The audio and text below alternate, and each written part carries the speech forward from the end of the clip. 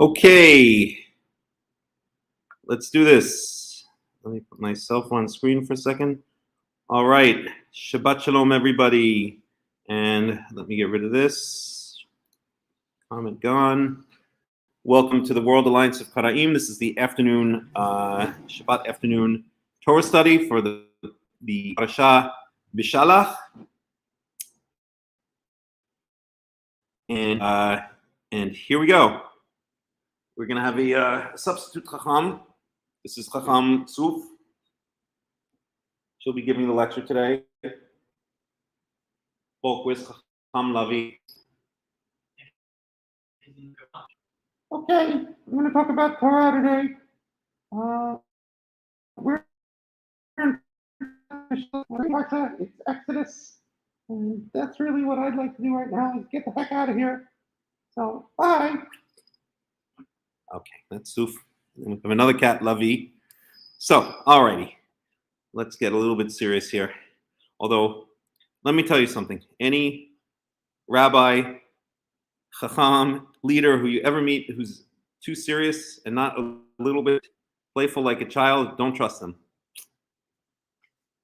That's something that I've learned over the years. Okay. So, here we go. God himself is playful and humorous. You can see it many times in the Tanakh. Okay, so I'm going to share the screen a little bit differently. So we can do this, share screen, and we do window. Boom, and there we go.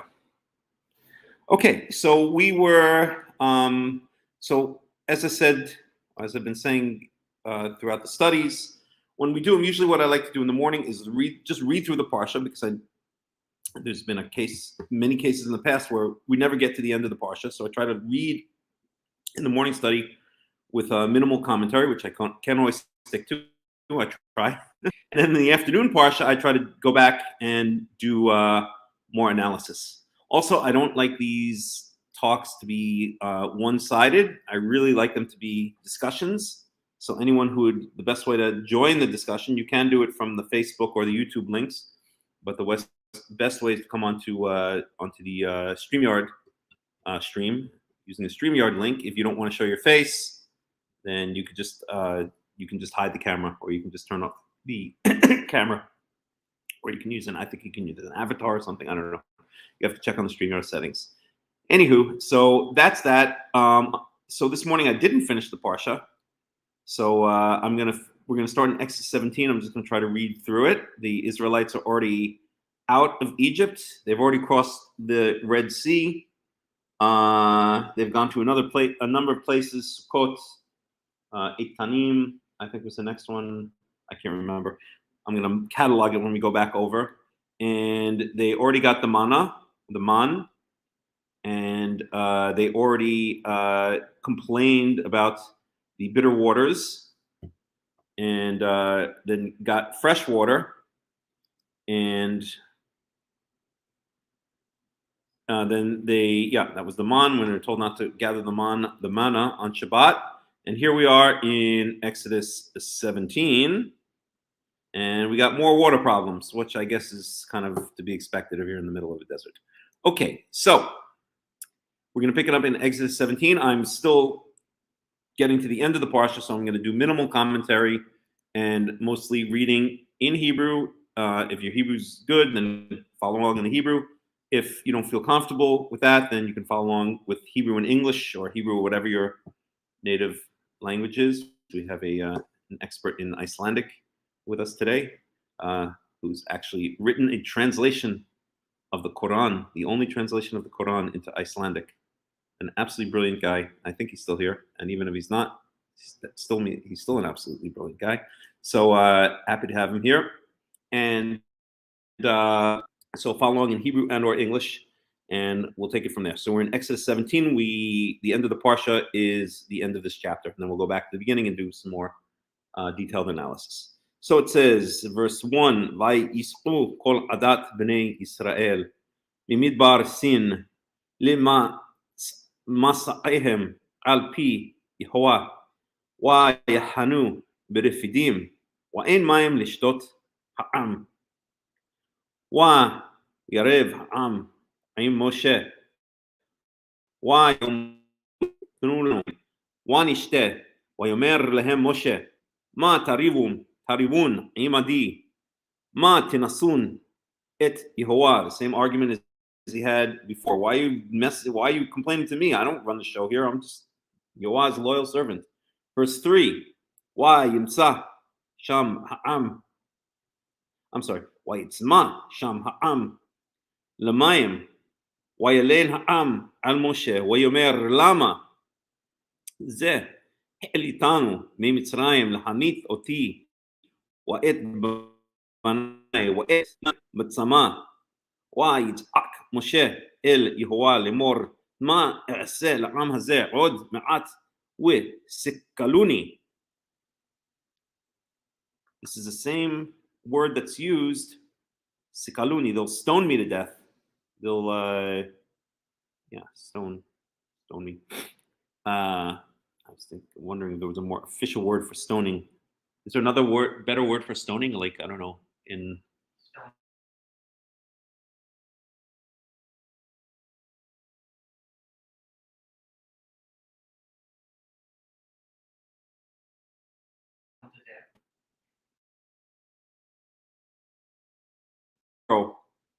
we want to go worship Yehovah in the desert.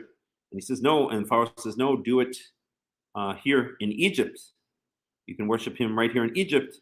And then Moshe and Aaron respond, we'll be sacrificing the abomination of Egypt. And when the Egyptians see it, they will stone us. Same word, or the same root right there. Okay? Verse 5, Yomer Yehovah el Moshe, Avor lifnei ha'am, wakach איתך מזקני ישראל ומתך אשר הכית בו את היאור כך בידך והלכת. Lapidation, there we go. Love it. Lapidation. Od ma'at, so verse 5 says, Od ma'at skaluni, and they will lapidate me. Which sounds like it could be kind of fun. Okay, so biyadcha v'halachta. So here we have again, we've got this magic staff, which is basically, been with Moshe. Well, it became magical when in the burning bush scene back in Exodus 3, Exodus 3, I believe, and maybe it's Exodus 5, whatever. And and ever since then, Moshe's been pretty much using it for everything, right? He used it for, I think, just about all of the plagues, if not all of the plagues. And he used it to split the Dead Sea. He used it before to change the well of water from unpotable to potable water. Now he's using it again. So this staff really has gotten a lot of mileage, and it is a very versatile staff. You could pretty much do anything from it, from turning things and turning water into blood, conjuring frogs, and splitting seas. So it's I'd like to. I wish they sold it at Walmart. I would like to get one of them. I have a couple of ideas what I would use it for. Okay, v'yadcha v'halachta. So verse 6.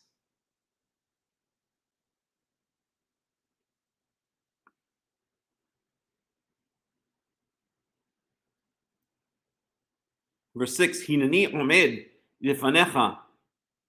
Where were we? Hinani omed lefanech sham al hatzur b'chorev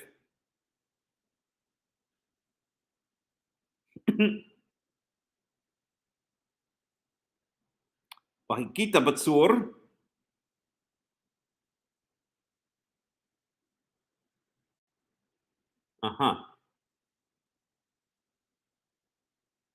Interesting. We'll get to that verse afterwards. Batzur v'yatzu mimenu mayim washatah ha'am v'yas ken Moshe v'inei kol ziknei Yisrael. ויקרא השם המקום מסע מריבה על ריב בני ישראל ועל נשאתם את יהוה לאמור היש יהוה בקרבנו אם אין. Okay, then we get up to Amalek. Our favorite enemy. One second here. Just got to take care of one thing very quickly. Be right back.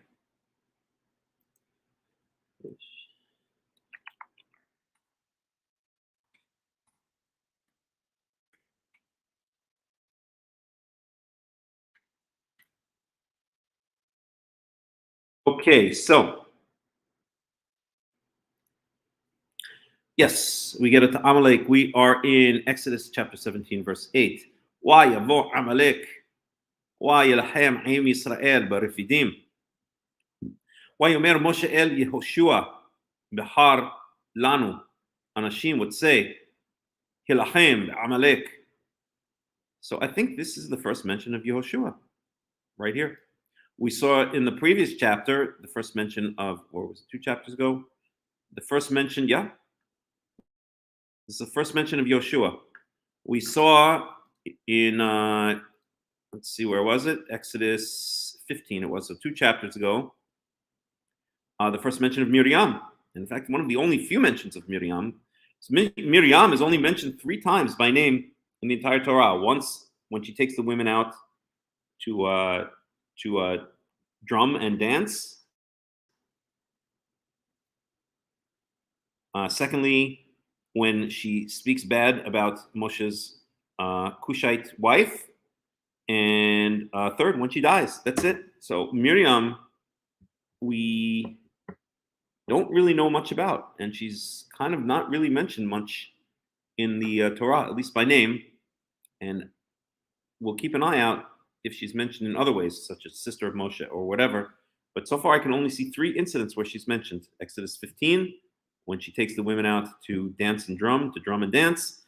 The women's auxiliary, as I called it, of Temple Bet Shalom, come out to help the singing and the dancing after the Shirat Hayam, the Song of the Sea. And then when she speaks badly about Moshe, and then when she dies, that's it. Those are the only 3 times Miriam is mentioned by name. She is mentioned back in Exodus, I believe it was 3, as a sister, even though, who knows, maybe there was another sister who's not mentioned. We know many times that the female descendants are not mentioned unless they seem to have an important role in the story. So it's possible that was a different sister. Who knows? I don't think so. But because a number of times it's mentioned Moshe and Aaron and Miriam together, but she's not mentioned by name in the incident in Exodus. Again, I believe it was 3, where Moshe is placed into the basket, and then she watches from afar. Okay, Moses' sister watches from afar. Okay, at any rate, so now Yoshua, getting back to this is the first time that Yoshua is mentioned. In fact, he's mentioned many times after this. He's Moshe's second command. He takes over from Moshe, and he has an entire book in the Tanakh with his name attached to it, right? So this is the first mention, however. So we see in Exodus 15, the first mention of Miriam, and we see in Exodus 17 the first mention of Yehoshua. So we're in verse 10, Exodus 17, verse 10, and we have ויעש יהושע כאשר אמר לו משה להילחם בעמלק ומשה אהרון וחור עלו ראש הגבעה. So who is this Hur? Hur is mentioned later on also. And let's find that.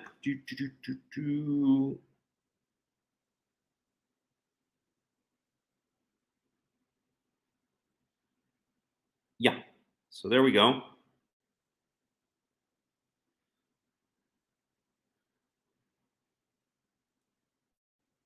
So in Exodus 31:2, so Bezalel is the main guy who's running the artistic. He's the main artistic director of the Mishkan, but he's got an assistant, right? And that's Uri ben Hur of the tribe of Yehuda, which I believe is the same. I would imagine is the same guy. Okay, so we have Hur, Rosh Hagiva. So Hur, then, if it's the same person, which it is, then is from the tribe of Yehuda. Okay, so we've got Moshe and Aaron, Hur, and Yoshua are kind of running this war. Alu Rosh Hagiva, and of course we have Yoshua bin Nun, who, as we said, is mentioned many times. And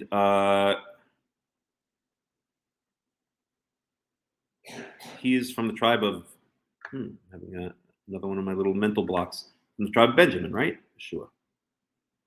Let's look it up.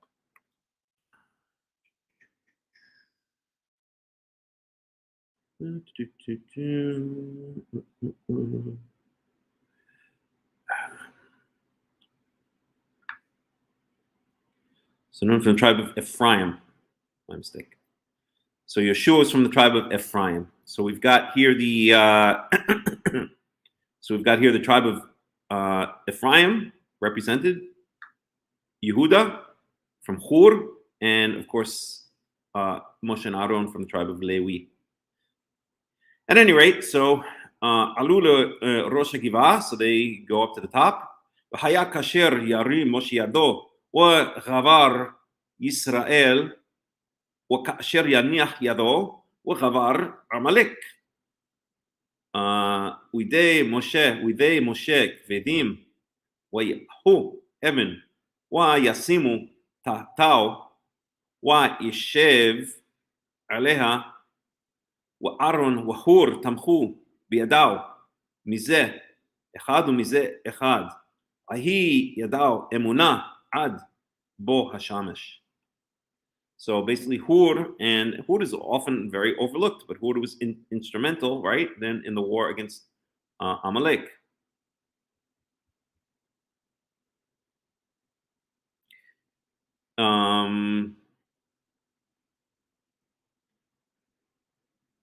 So Yoshua is going out to battle. So Yoshua is going out to battle with the troops, and Moshe is going up to the top of the hill with Hur and Aharon, and they're holding up his hand. They're holding up his hand as a symbol to, or I guess as Moshe's way of calling out to God, so that Yehovah will come down and bless the troops, save the troops. Okay, so it's an interesting setup, right? Moshe was, I guess, more of a was not a fighter in the sense of a soldier. In fact, I don't even see. I'm trying to remember. No, I don't remember any time where he's actually fighting, right? So, how did to quote Rodney Dangerfield from the movie? To quote Rodney Dangerfield from the movie Back to School. I'm not a fighter. I'm a lover. Okay, so at any rate, verse 13. Halosh Yoshua et Amalek wa et Amo lifi Harev. So Yeshua defeats them. Why Yomer Yehovah el Moshe Tov Zot Zikaron Besefer Wasim Aznei Yehoshua Ki Maho Elche et Zecher Amalek mitachat hashamayim. Why Yiben Moshe Mizbeach? Why Yikra Shemo Yehovah Nisi? Why Yomer Ki Yad al Kes Ya Milhama Liyehovah be'Amalek midor dor. So Amalek is the eternal enemy until they are wiped out. And rabbinical Jews love to speak about Amalek. Any Jew who's not doing what they think they should be doing is called Amalek. Amalek, Amalek, Amalek. You hear Amalek all the time. Okay. So that's that. All right, so that's the end of chapter 17. We can go back to the beginning of this parsha, which is in Exodus 13, and we can now go through a more thorough analysis. We'll do for about 2.5 hours, and that will be the study for this afternoon. So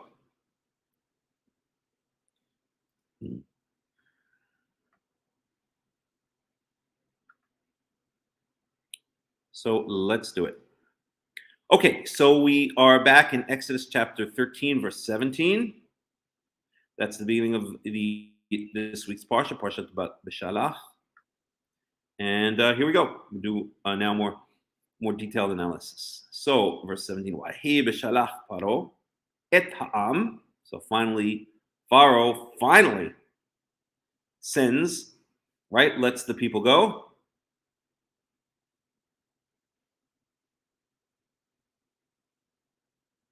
Yeah. Walo naham Elohim derech eretz Flishtim. So he did not lead them. So this is interesting because this verb is in the pa'al form, as far as I can see, in the most simple form, which is usually intransitive rather than transitive. And in fact, in modern Hebrew, if you want to say to lead or to guide, you say la'anchot. You use the same verb, but you use it in the what's called the he-feel form. So I don't know, different people have different backgrounds in Hebrew, so I won't get too complicated. But I will say a couple things here, right? So here we have naha.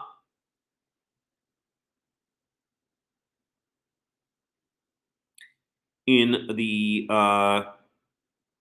simple form, which often is, as I said, it's an intransitive verb, so it would mean like a go or not leave oneself, because that would already be reflexive. But here it's used as a transitive verb. So, for instance, again, I don't want to get too deep into the grammar because I don't know what different people's backgrounds are in Hebrew. But if we look here, let's see if we can find it in the Torah.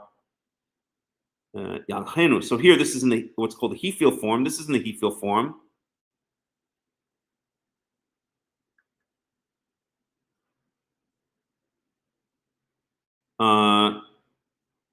This is in the PL form. Lachita, this is in the pa'al form. Lantchot,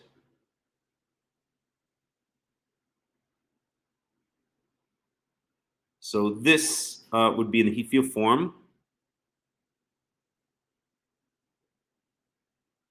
So let's take a look here. All right, 1 second here. So Naha, this is the Kal, which is the, again, what I'm saying, the Pa'al form. It's in the Hifil form also.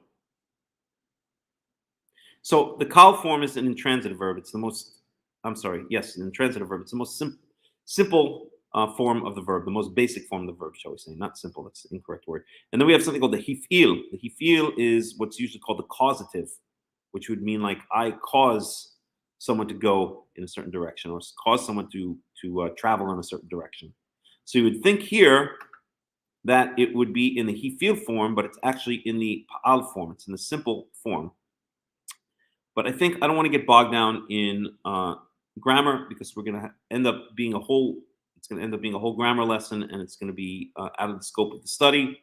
But what I do want to say is it would be more natural, I would think, for this to be in the Hifil form and not in the Pa'al form. But here it is in the Pa'al form, and it's used a bunch of times in the Pa'al form to mean that one person leads another. In other words, as a transitive verb. That's all I'm going to say about that. It's something I have to look at myself to see if there's a subtle distinction between the meanings when it's used as Pa'al or Hifil. But we'll leave it at that. Okay. V'lo naham.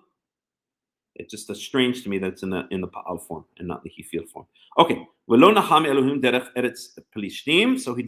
So God did not lead them by the way or on the road of the land of the Philistines. Ki karovhu, even though it was close. So ki, this word ki, which is often translated as or because, in this case means it's a very flexible word. And in this case, it means even though, right?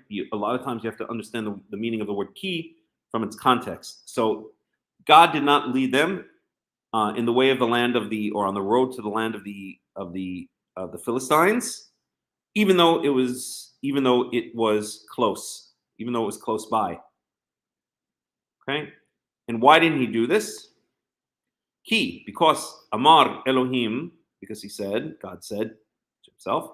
In other words, Pen Inahem Ha'am Birotam Milhama V'Shavu Mitzrayma, lest the people, or be the English translation for Yinahem, relent or regret, I guess. Lest the people relent, how do they translate it here? Change their minds. Okay. Yes, lest the people relent when they see war. V'shavu Mitzrayma, and return to Egypt. So what God is saying is He's not going to lead them. Right? We don't really know exactly where Goshen is. We don't really know exactly where they ended up crossing the Red Sea. We don't exactly know where Mount Sinai is. You have all kinds of different opinions out there. But if we were to look at a map of Israel, just give me 1 second here.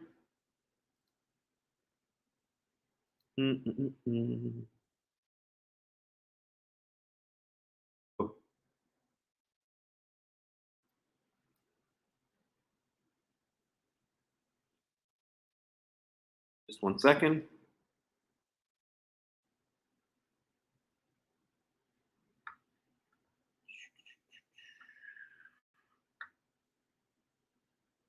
Bring it up.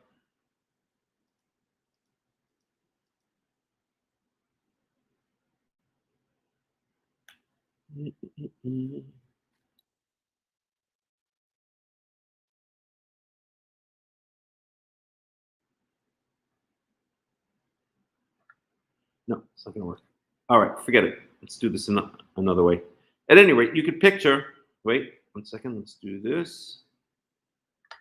This way, images.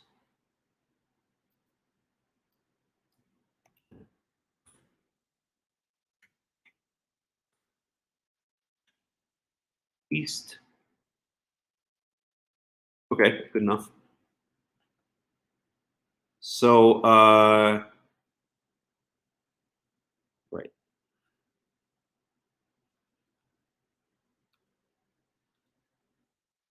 It's not working. Hold on a second. Okay, good enough. So let's say this is the dead. This is the.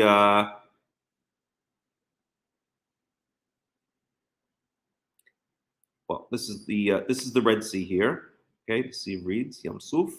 Okay, so let's say the Israelites were around here. They could have gone straight up here into Canaan instead of being led all around wherever they were. Okay, you get the idea. So the point being that they were afraid of war. So what war were they afraid of? Right? It says they're going to be afraid of. They're going to maybe see war and go back to Egypt. And so, what war would they be afraid of? What war would they see? It's unclear. It's possible that what it's speaking about is if they go straight to Canaan and try to take over the land, that the Canaanites are going to fight against them, and there's going to be a war, and they're going to run back to Egypt. Maybe it's speaking about.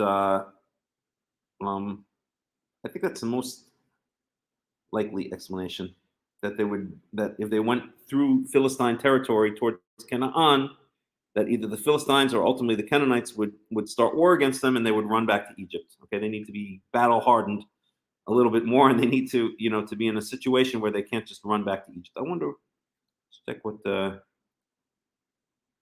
Robert Alter says about that. So this is Exodus 13, 17. 13, 17.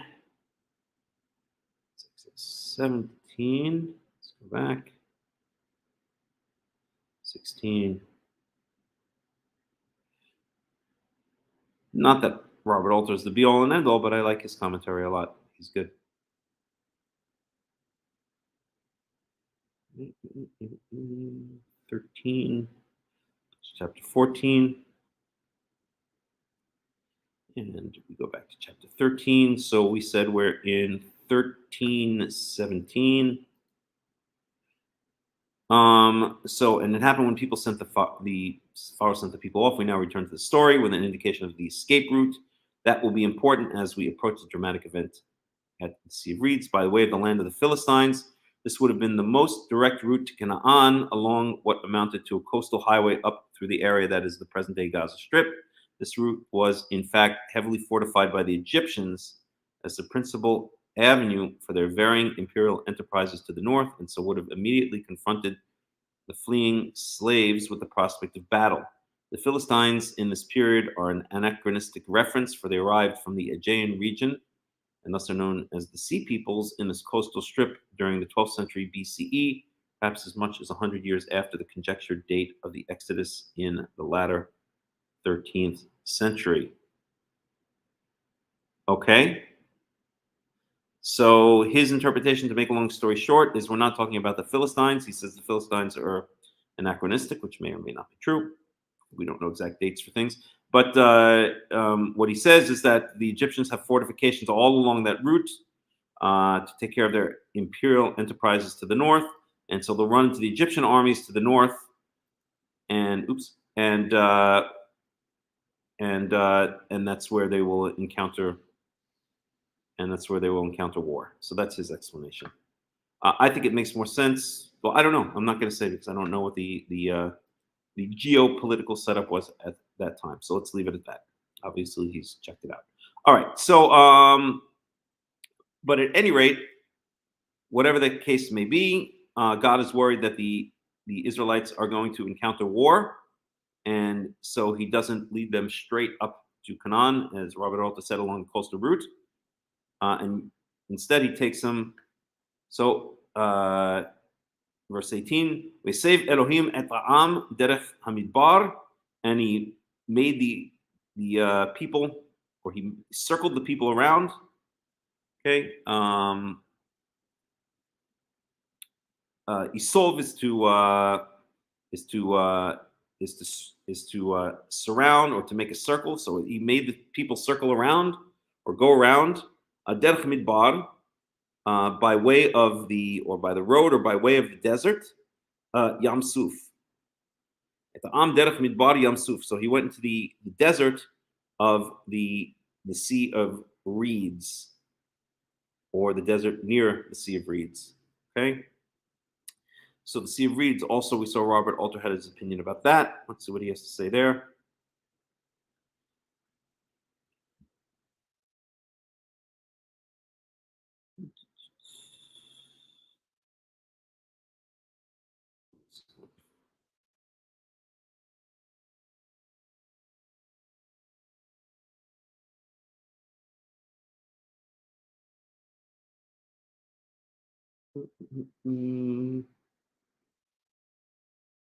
Here we go. So he says the Sea of Reeds. This is not the Red Sea, as old translations have it, but most likely a marshland in the northeastern part of Egypt. Marshes might provide some realistic kernel for the tale of a waterway that is at one moment passable and in the next flooded. But it must be conceded that elsewhere Yam Suf refers to the Red Sea, and some scholars have recently argued that the story means to heighten the miraculous character of the event through the parting of a real sea. Even if the setting is a marsh, the event is reported in strongly supernatural terms. So basically, what he's saying is he doesn't know where it is. He thinks it's not the Red Sea, but Yam Suf does mean the Red Sea in other places, and so maybe it is the Red Sea. Okay. Anywho, they go through this Sea of Reeds, wherever it is. Hamushim alu b'nei Israel me'eretz Mitzrayim. So Hamushim, this is usually also not really understood exactly what this means.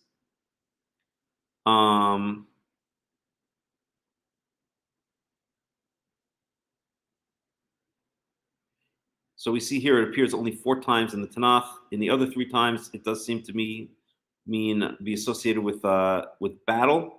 So in battle array, in battle array, in battle array. And here they translate it as in martial array. Curious again to see what Robert Alter thinks, as long as we have it open here. See, reads. So I don't even think he refers to it. Oh, it's going before them. No, he doesn't even give an explanation of that. Well, let's see his translation. This translation is an interpretation. So, went up the land. Yeah, armed. So he sees it also as armed.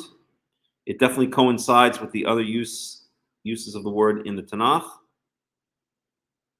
Right? Joshua 1:14, Joshua 4:12, Judges 7:11. Let's take Judges 7:11 just for the heck of it. Easy chapter and verse to remember. 7:11. So this is with Gidon. We know the story of Gidon, famous judge and military leader over Israel. And it says, we'll just go back to here in verse 9 for a second. See, this is an excuse to look at other parts of the Tanakh besides the Torah. So here we go. And it was that night, we Omer elav Yehovah, and Yehovah said to him, to Gideon, Kum red b'machane, get up and go down into the camp. Ki nitati biyadecha, because I've given it to you I've given it nitativ, I have given it into your hands. Verse 10, Wa'im yar ata yare ata la redet red ata upura na'arecha el hamachane. And if you are afraid to go down, red ata upura na'acha, go down with your boy assistant, your young assistant, whose name is Pura. Okay.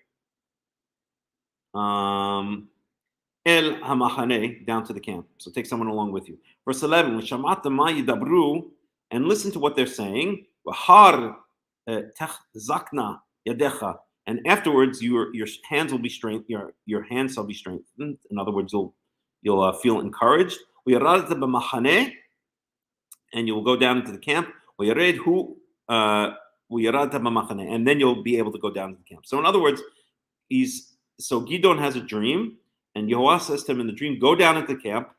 Okay, in other words, to attack it. But if you're afraid, go down with your arms bearer, basically, or your assistant, Pura.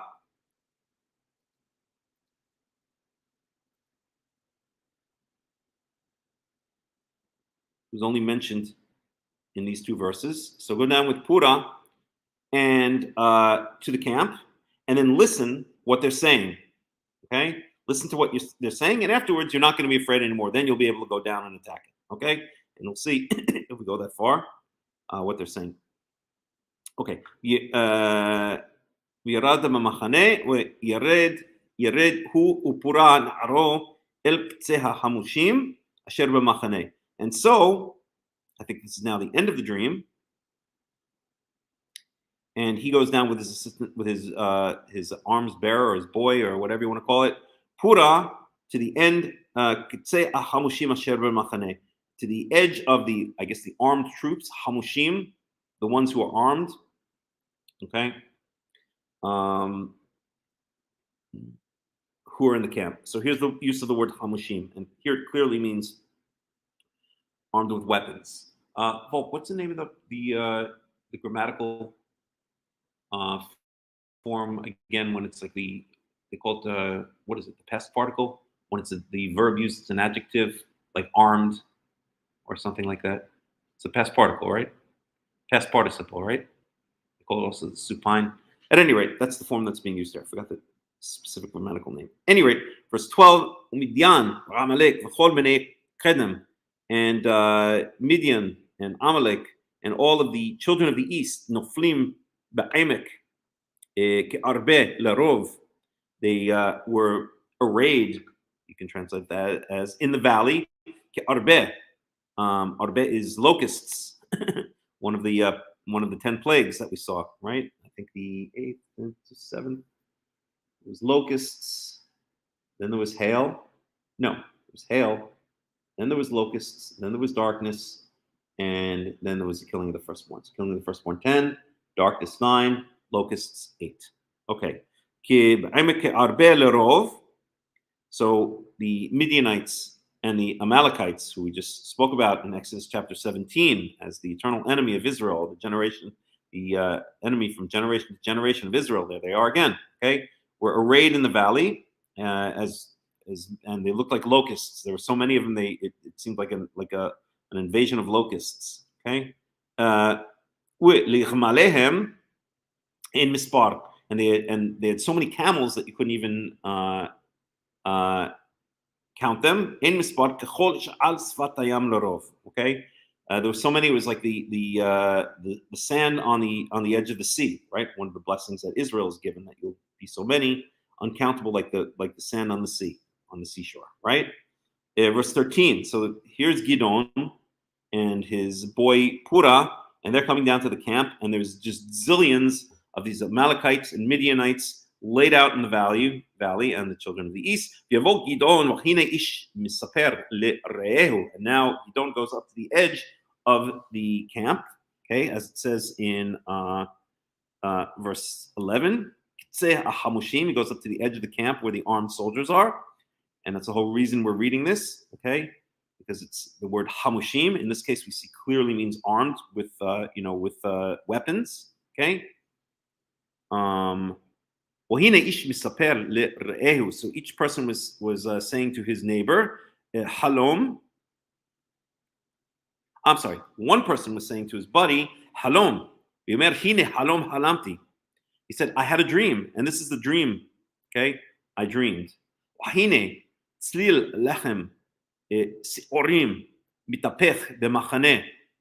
And behold, there was a tzalil. I'm not sure what a tzalil is, so I'm going to look it up. In this case, loaf. Okay, that makes sense. Tzalil lechem seorim, a loaf of barley bread, mitapech b'machane Midian, that was overturned in the camp of Midian. V'yavo ad ha'ohel, and it, or maybe it was rolling in this case. It was rolling, okay, tumbling. The Machane Midian, in the camp of Midian, v'yavo ad ohel, and it came to a tent, v'yakehu v'yipol, and this rolling loaf of barley came up upon a tent, and it struck the tent, and v'yipol, and the tent fell. V'yakehu lemala, and it turned the tent upside down. Literally, it turned it, basically turned it upside down, turned it so that it was facing upwards. When nafal ha'ohel, and the ohel and the tent collapsed. So this is the dream. So this was in the camp of Midian, right? Second,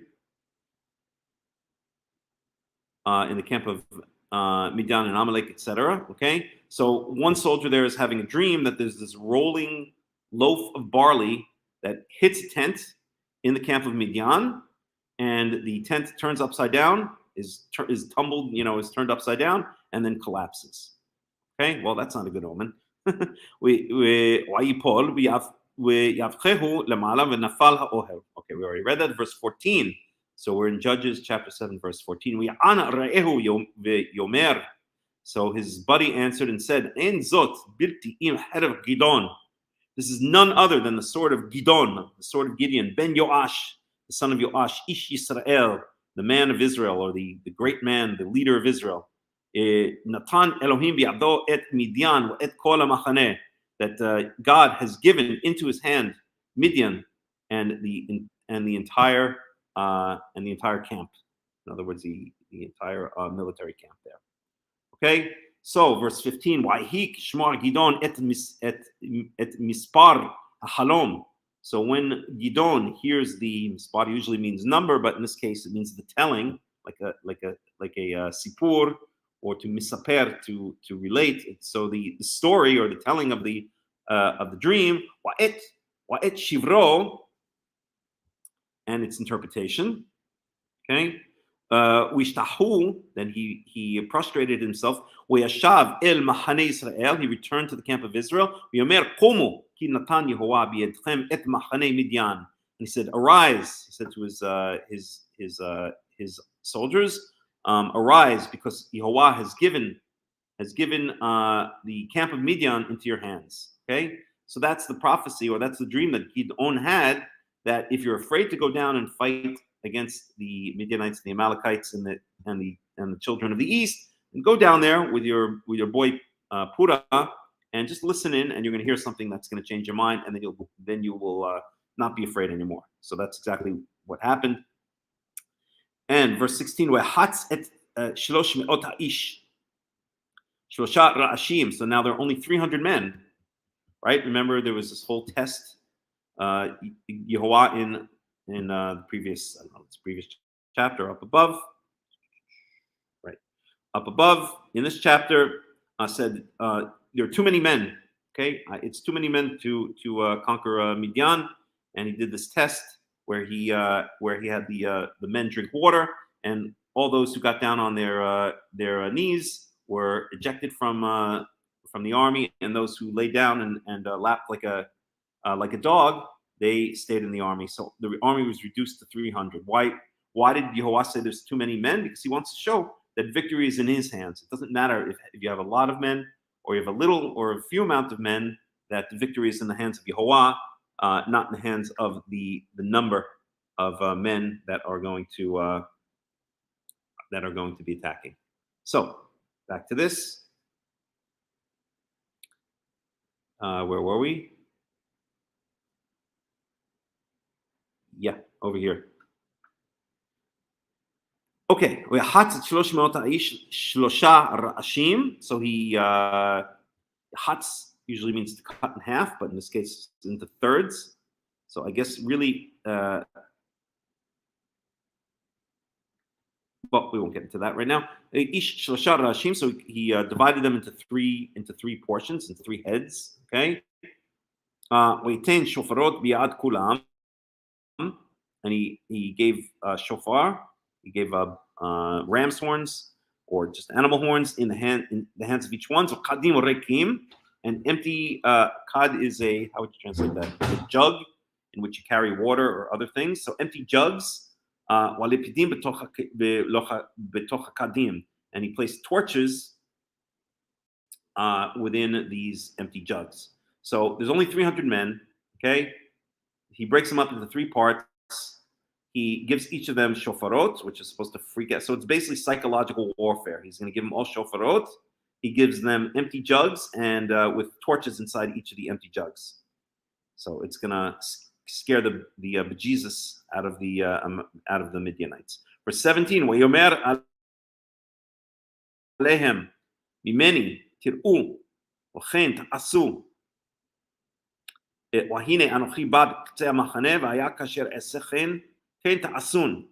And he said, and basically says, look at me, or keep an eye on me, and do as such, because I'm going to go to the edge of the camp. And as I do, so you shall do. Okay, verse 18. And when I blow on the shofar, when me and all of those who are with me, then you also shall blast on the shofars, gamatem svivot kol hamachane, all around the camp, and you shall shout out, okay, to Yoah and to Gidon. Okay, should we go on or should we go back to Torah? I love the story. I love the story of Gidon. So I'm going to go on a little bit. Yes, I'm going to take some leisure, or I'm gonna allow myself to take a little bit of tangent. Go on. I just love the story of Gidon. Yavog Gidon u'mea ish asher ito, and Gidon and the 100 people who were with him, the 100 men who were with him, they came to the edge of the camp. Rosh Ashmoret Atichonit, to the head of the Ashmoret Atichonit. Oh, this is interesting because we're going to see back in Exodus. In our parsha, we're going to see Ashmoret Boker, and so this is very interesting. This gives us insight into how the ancient Israelites broke up time. There were these Ashmorot. So Tichonit means the middle watch, basically the middle night watch. Okay, remember they're coming with these lapidim. It has to be at night because they're coming with the torches that are inside the empty jugs, right? It wouldn't work very well in the day, right? It works much better at night when all of a sudden you see your camp surrounded by 300, with a bunch of torches, and you're freaked out anyway, because God is fighting against you, right? So in the middle watch, which ostensibly would be the darkest part of the night, is the Ashmoret Boker, which we're going to see actually back in our parsha. It's going to speak about the Ashmoret Boker. Here we have the Ashmoret Tichonit. That's the middle watch. So the middle watch, the morning watch, and then we have let's see. I don't want to go too far off from tangent, but let's see what the first one's called. I think it's called Ashmoret Alayla. So yeah, next is 14:24. We have the Ashmoret Boker. Here in Judges 17:9, Ashmoret Boker, Ashmoret Boker. Ashmurot Ege, Ashmura Balayla. So that would be the first one, probably. Ashmurat Alayla, Ashmura Balayla. Ashmurot Asiach. Night watch. So they translate as a watch or night watch. So it seems Larosh Ashmurat Shchu Kamayim. So it would seem that there are 3 watches, that the night is split into 3 parts. Let's assume equal parts, okay? And let's assume that the night is 12 hours long, just again for the sake of argument, okay? Obviously, we know the night in the summertime is less. The night in the wintertime is going to be more. But the closer we get to the equator, the closer all nights are going to be, the closer to 12 hours all nights are going to be, and all days are going to be. And if we are at this point where Gidon is in the land of Israel is at about 32, Jerusalem is I think at about 32 degrees north latitude, which puts it on the same latitude as, if I'm not mistaken, I remember doing this many years ago, so my memory might be playing games with me, but I think it's on the same latitude as South Carolina, more or less. And so there's not going to be as much variation in days and nights at that latitude. Still be some, but there won't be as much as there would be, let's say, in New York, or even more so in London, or even more so in Alaska, right? So again, for the sake of argument here, let's say the night lasts approximately 12 hours. If it's broken down into 3 shifts, the Ashmurat Halayla, Ashmurat Ashmurat Tichonit, and the Ashmurat Haboker, the night watch, the middle watch, and the morning watch. Then each of those watches is going to be 4 hours, right? 4 times 3 is 12, approximately. Again, this is all approximations. And again, let's just idealize it and say that it gets dark at 6 o'clock at night, our time, and it becomes light again at 6 o'clock in the morning. That's not really correct because it's going to still be light out after the sun sets. But let's say the sun sets at 6 p.m. and comes out at 6 a.m. Again, just an idealized situation. That's 12 hours. If we break that down into 3 watches, the first watch, the Ashmurat Halayla, Ashmurat Tichonit, and Ashmurat Haboker, that means the first watch would be from 6 o'clock p.m. to 10 p.m. Second watch would be from 10 p.m. to 2 a.m. And the third watch would be from 2 a.m. to 6 a.m. Okay? So the Ashmurat Tichonit, which is when Gidon is going down to the camp of the Midianites, is from 10 p.m. to 2 p.m. Again, these are all rough estimates. These are all idealized situations. A lot of assumptions being made here, but it's more or less the right idea. Okay, so it's basically the dead of the night, right? We also have Chatzot Halayla. We know that we're going to get to that. We already got to it. That God came and passed over the houses of the Israelites at Chatzot Halayla, halfway through the night. Okay, so that would be halfway through the second watch. If the second watch is the Ashmurat Tichonit, that would be halfway through the second watch, at what we would call 12 o'clock at night, in the middle of the second watch. Chatzot Halayla basically means the middle, the half part of the night. It's the same word we saw here in Judges, where it says he Yachatz et shalosh me'ot ha'ish, shlosha ra'ashim, that he divided the 300 men into 3 heads. Okay, and then I said Yachatz really means to cut into 2. I think, at least in modern Hebrew, it might just mean divide in general, but when it says Hatzi Halayla, it means definitely. It's Hatzi Machane, Hatzi Shekel, yes, it always means cuts into 2. And then by extension here, I guess it means to cut into 3. So it means divide into 2, or it means divide, which is understood as divide into 2, unless specified otherwise. So, right. So we have here, getting back to this, with Gidon. So Yavo Gidon u'mea ish asher ito b'katzei ha'machane. So he came to the edge of the camp. Rosh, what are you doing? You're turning this off? Okay, that's fine. Okay. B'katzei ha'machane rosh ashmoret tichonit.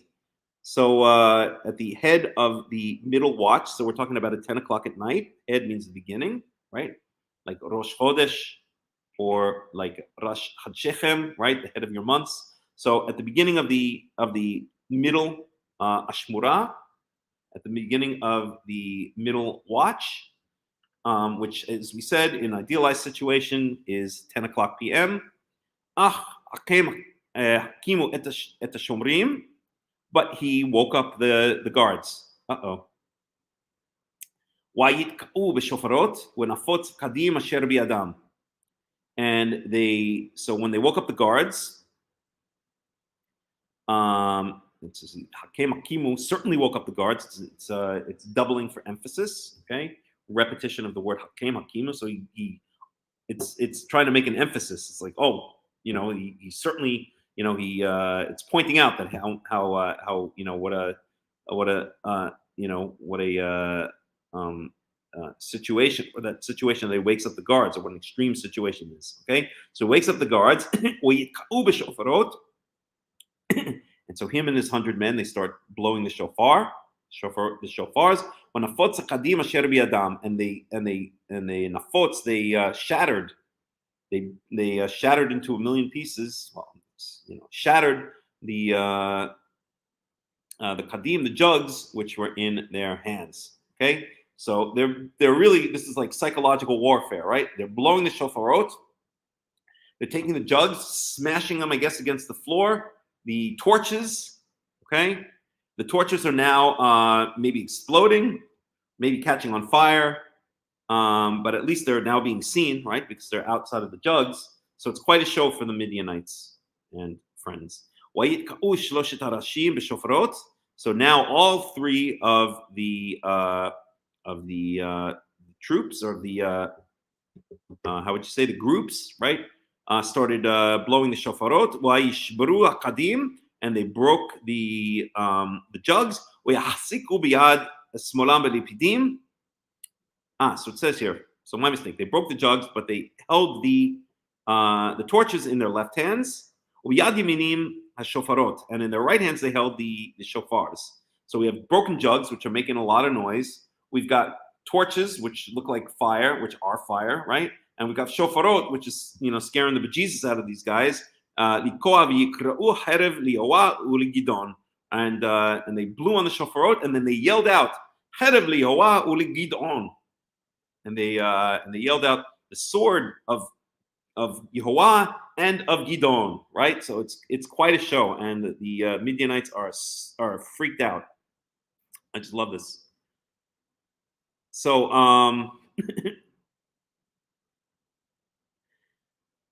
so there we go.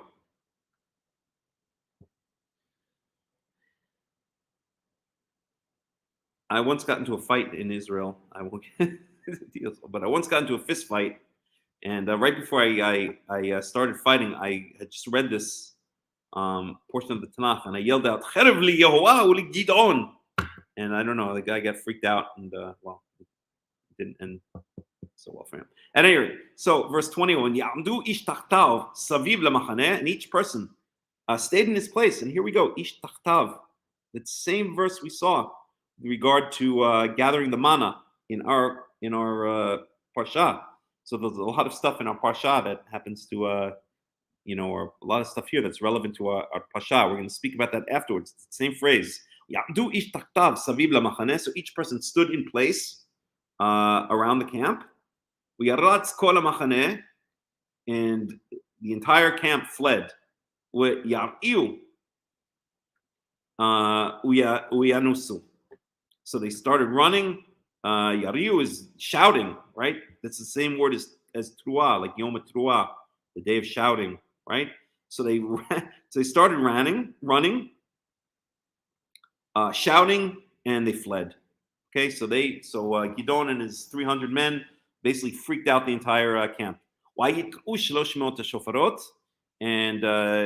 they continued. So here it says Yitka'u. It says before also Yitka'u. Before it says Yariu. Okay, but Yitka'u.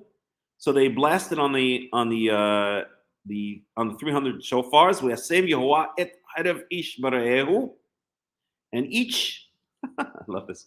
And each Yasem Yehovah et Harav ish baraehu. Literally, what it says is Yehovah placed the sword of each man into his fellow man. Okay, what it basically means is Yehovah, they were so freaked out they started killing each other. And throughout the entire camp, and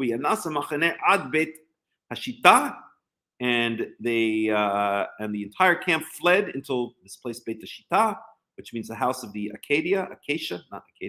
the house of the acacia tree. Tzrerata, in the direction of Tzrera, wherever these are displaced names. Ad Sfat Avel Mechola, until the edge of another place called Avel Mechola Al Tabat, and these are all place names. Verse 23: V'yitza'ek ish Yisrael min Naftali umin Asher umin kol Menashe v'yirdafu achrei Midian, and so the men of Israel called for if I'm understanding this verse correctly, they called out to the Naphtaliites and the Asherites and the Menashites, and they chased after Midian. Umalachim shalach Gidon b'chol har Ephraim, and so Gidon sent messengers, and here this is the same word is used for angels. Okay, we've said many times that the word for angels in Hebrew just means messenger of God, Malach Elohim, or Malach Yehovah.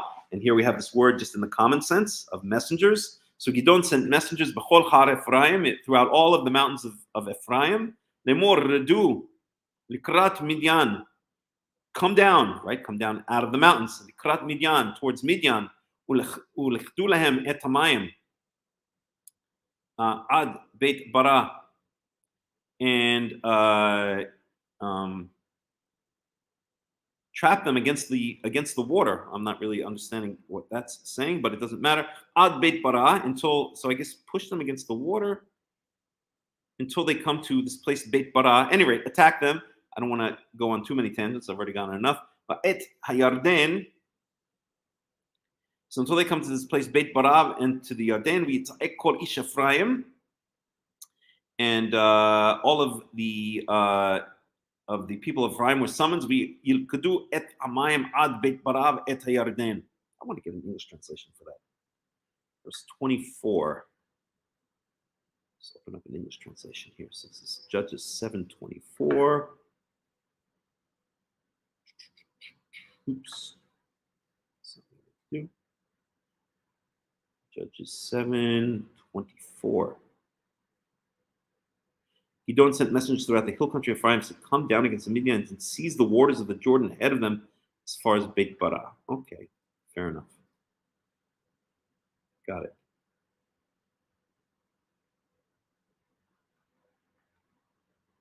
Right. At the Yarden, verse 25. Yilkadu shnei sarei Midian, and they trapped, or they took hostage the two chiefs of Midian, Orev et Ze'ev. So these two guys were named Orev and Ze'ev.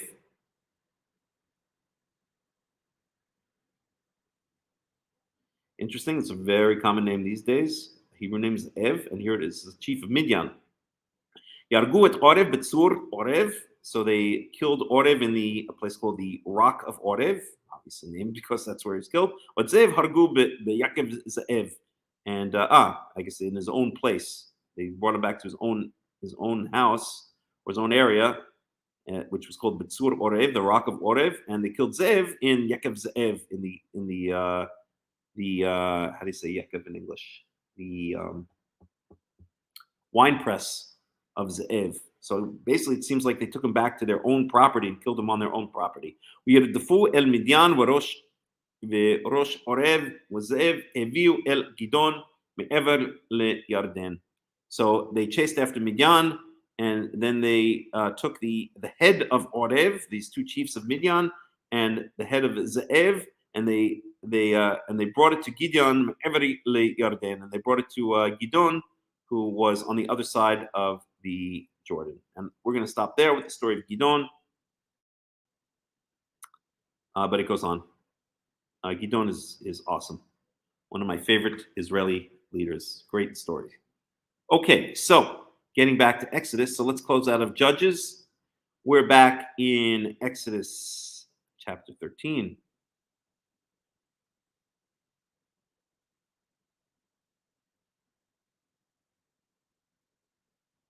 And here we go.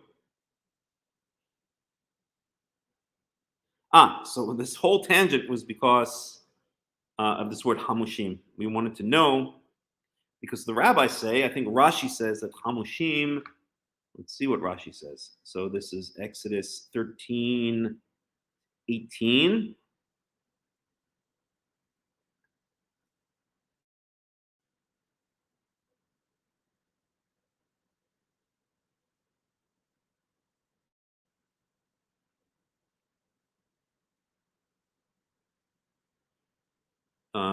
Where did Rashi go? Here we go. Oh, that's Rosh. Here, Rashi.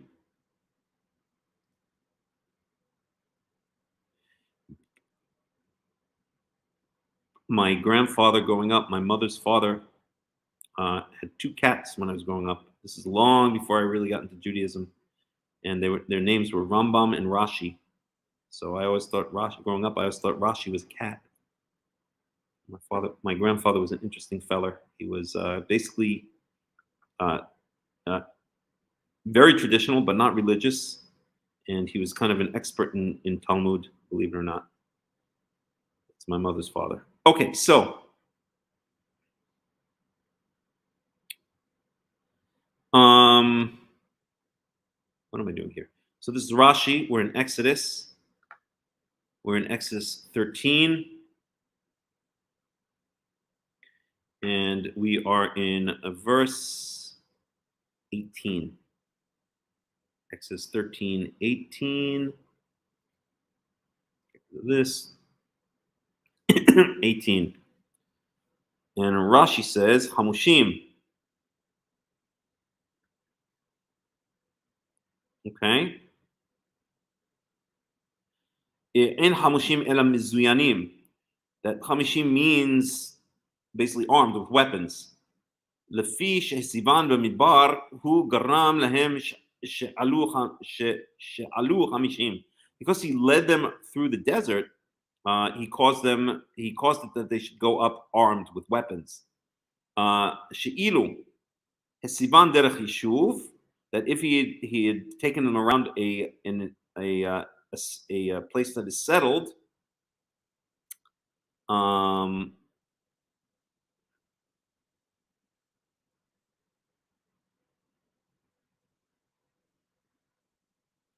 inhabited district, Rashi says, lo hayu mechumashim lahem kol ma she'tzrichin. They would not have been armed enough for what they need. Ela ke'adam she'over mimacom lemakom ubida'ato liknot sham ma sheyitztarech.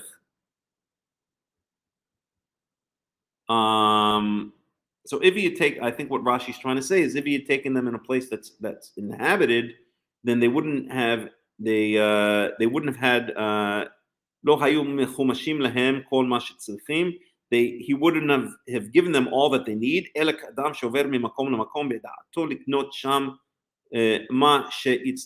Because he would have been like a person that goes from place to place, and in his mind he can buy what he needs. He can buy what he needs. Okay.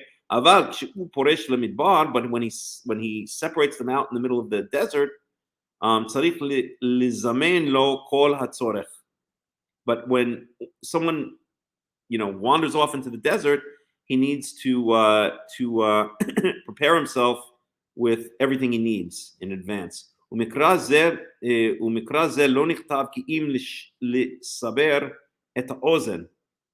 this verse is not written aside from saber. I don't know what that means. Making the ear understand. Okay. Like savur. את האוזן שלו תטמע במלחמת עמלק ובמלחמת סיחון ועוג ומדיין, מהיכן היו להם כלי זין שהיכו אותם בחרב. So in other words, this the only reason, what Rashi is saying is the only reason that this verse basically exists is lissaber, right? To make reasonable to the ear. In other words, to make it reasonable. So later on, when the Torah is speaking about the war with Amalek, and even later on with the war with Sichon and Og, Umidian and Midian, Mechan ayu lahem klei zayin. That now there's an explanation as to how they were armed. Okay, shiku otam b'cherev, that they slaughtered them with the sword. And so it says, and so he says, you will go across armed, and that's in Yoshua Aleph.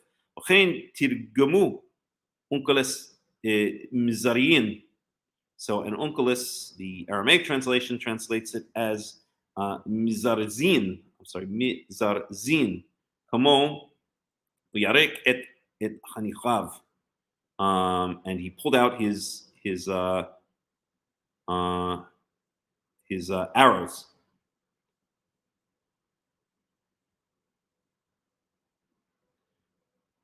Wizariz. דבר אחר, חמושים אחד לחמישה יצאו וארבע חלקים מתו בשלושת ימי. Okay, so enough. So basically, Rashi is saying that it means that they were literally armed. Let's just read this again. The word Chamashim means provided with weapons because he led them by circuitous route through the wilderness. I'm just going to read to myself. Went out from Egypt, well provided for, he led them circuitous route, not provided for themselves. when they need it, but only in part, like a person who's traveling to places with intent to purchase there, whatever required. But if he were setting out for the wilderness, he must provide all that he will require. But only the view make the ear understand, preparing for a later statement that you should not wonder with regard to the war of Amalek and the war of Sichon on Midian, where they obtained the weapons, since they smote them with the sword. In a similar sense, it says, Joshua 1:14, you shall pass, blah, blah, blah. Which signifies armed in Aramaic, just to translate the word Yarek, Genesis Yarek et Hanicha, which means armed is trained servants. Right, not as arrows, I'm sorry. His trained servants by the Zariz. Another explanation of Hamushim is only 1 out of 5. Hamisha went forth from Egypt, and 4 parts of the people died during the 3 days of darkness because they're unworthy of being delivered. Blah, blah, blah.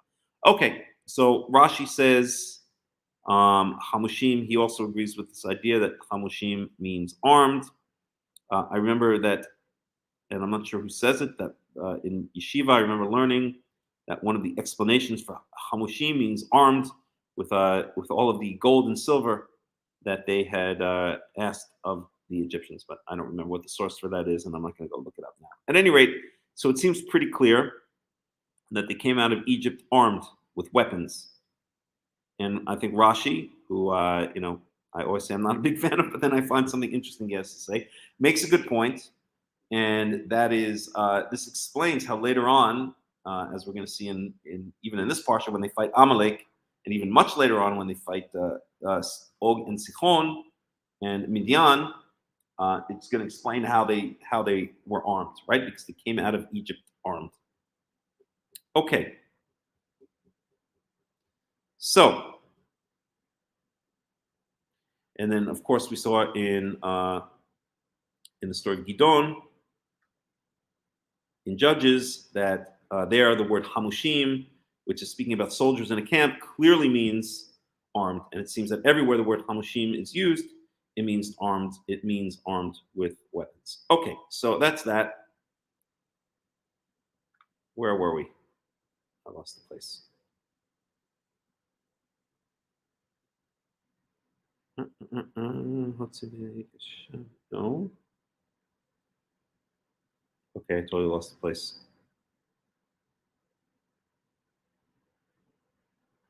Here it is. Hamushim. Okay.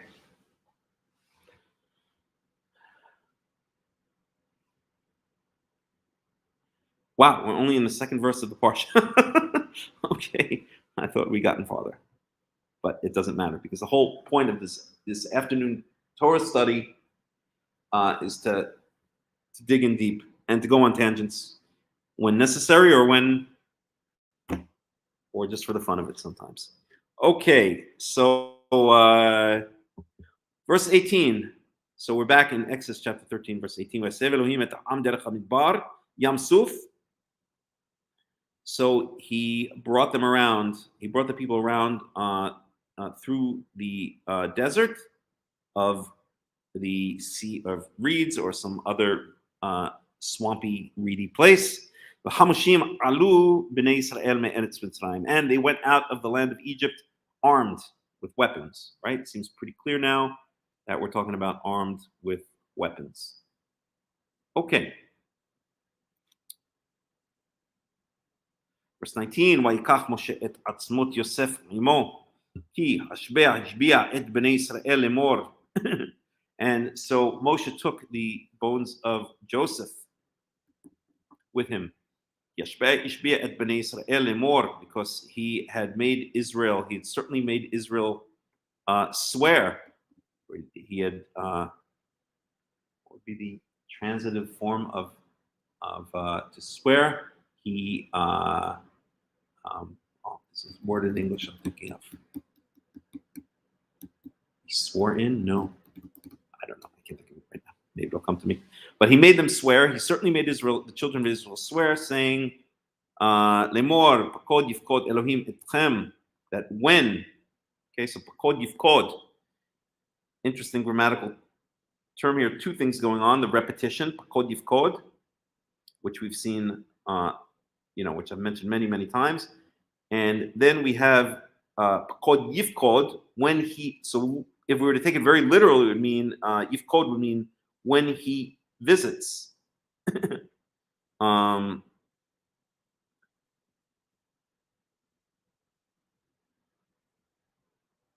It doesn't say when he visits. That pakod yifkod, he will visit Yehovah, or God will visit, or God will remember you, right? But the yifkod, the future or the imperfect in Hebrew often implies not just will happen, but might happen, or should happen, or shall happen, or I hope it happens. It implies all kinds of different moods. So really what it's saying here, and again, I don't want to go too far into the grammar because we'll just get bogged down and it takes off the main point of the study. But really what it's saying is kod yifkod, should he, or when, or at the time he should revisit or remember, that God should remember you.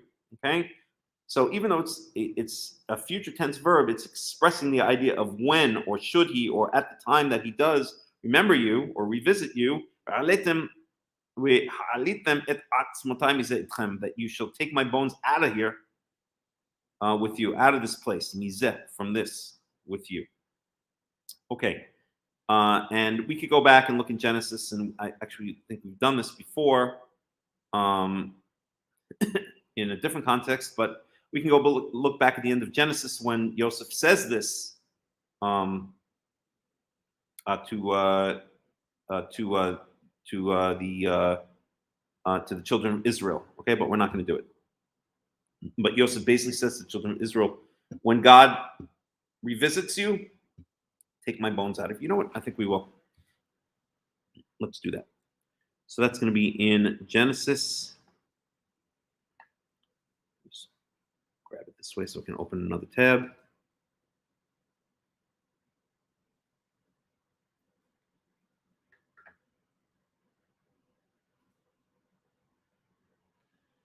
So that'll be the last chapter in Genesis, Genesis 50.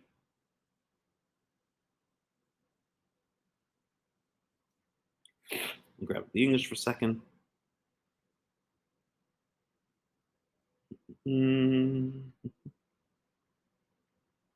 So it's Genesis 50:25. Let's look in the Hebrew.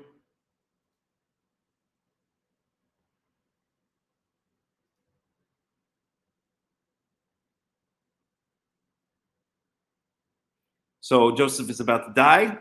Okay. Yosef el how. So Joseph says to his brothers, Anochi met, I'm going to die. And God will, one of these days, or when God remembers you, revisits you, yifkod is a very hard word to translate. It's usually translated as remember or revisit or visit. So when God I always like to translate it as when God turns his attention towards you. Okay, but definitely has a sense of remember, like remember what he promised, right? So it's like, what would an analogy be? Okay, I promise you that one of these days I'm going to, I don't know, buy you a new TV set. Okay, and then I go off and do my own thing, and then one of these days it's time. I have enough time, and say, okay, remember I promised you I'm going to buy you a new TV set. Let's go to to a PC Richard or whatever, to Walmart or whatever your favorite big box stores, and get that TV set. Okay, so that would be pakod yifkod. That would be remembering or turning my attention or visiting. That's the way it's usually translated. At any rate, so when God shall remember you or turn his attention towards you, and he shall bring you up from this land to to the land which he swore to Abraham, Isaac, and Jacob. Verse 25, Yashbe Yosef et bnei Israel, and he made Israel swear, the children of Israel swear, lemor, pakod, yifkod. I'm sorry, translate that wrong. Okay, Yosef is saying in verse 24 that God will remember you eventually, and then Yosef made him swear that when he does, lemor, pakod, yifkod Elohim etchem, that when finally God remembers you, or God turns his attention towards you, or God fulfills the promise, or visits or revisits you, that you shall bring my bones up from out of here, from this place. Yamat Yosef ben Me'ah v'esed shanim, and Yosef died at the age of 110 years, and how do you say it again? Not embalmed, Natu. They mummified him of Yasim Aron b'Mitzrayim, and they placed him in a coffin in Egypt. So here we have Yosef in Genesis 50:25, saying this, making the children of Israel swear that he'll take their bones out of here. Let's transfer this over to here. Let's just pop it in over here. And then here we have in Exodus 13 this actually happening. So this is Exodus 13. And Moshe now, right? Yosef has no idea who Moshe is, right? This is long before Moshe was a twinkle in the eye of Amram and Yocheved. But here we have in Exodus 13:19 the fulfillment of that oath that Yosef makes the children of Israel swear. So let's compare.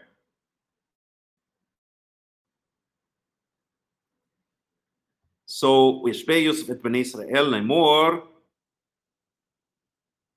I see it's grabbing the. Let's cut that link so I know that annoying thing doesn't come up. It's still going to come up. Okay, whatever, it doesn't matter. All right, so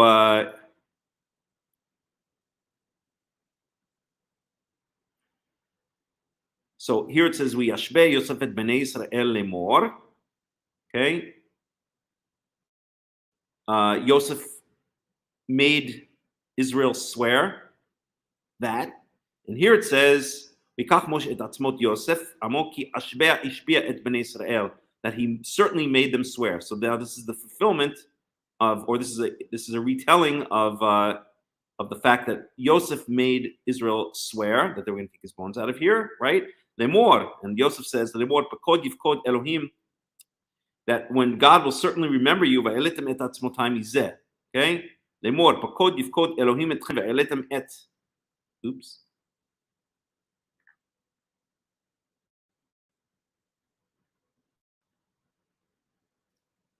There we go. Atzmotai mizeh itchem. Right. So it's basically it's basically the same words. Okay. Lemor pakod yifkod Elohim etchem. And here it says in the actual application or the actual coming true of this, okay, pakod yifkod Elohim etchem, same words exactly. Veheletem et atzmotai mizeh, up to there is exactly the same words, itchem. In fact, I'll highlight the same words. Oh, I can't do it. I can't. I can only give one. Okay, but here are the words here. Oops. Well, you could see them. Okay? It's exactly the same words. Yosef said, and then Moshe says that Yosef said, okay, and then he just adds the word itchem. But basically, it's an exact repetition of what we see in Genesis 50:25, basically word for word. Okay. These, because that was just temporary. And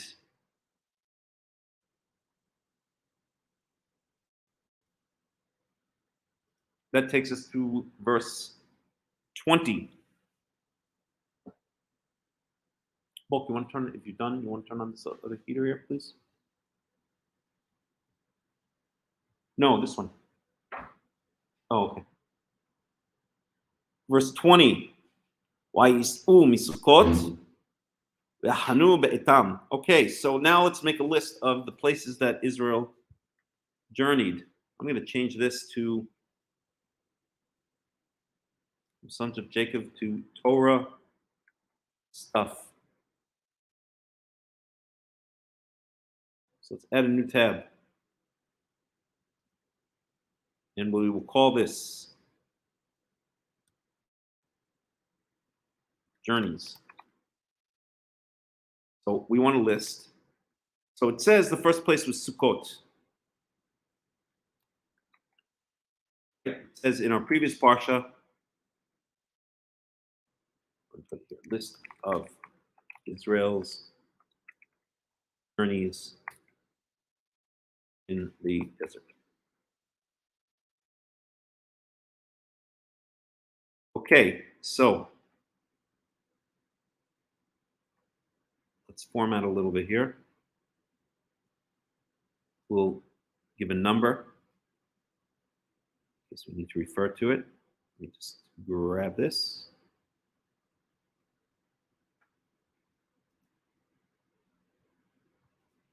Give it a nice color. How about this? Give this a nice color. Give it a nice font. Make it bigger.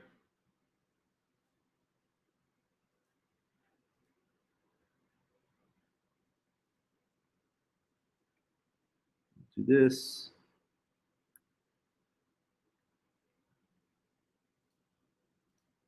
And we'll number here. Oops. Got number.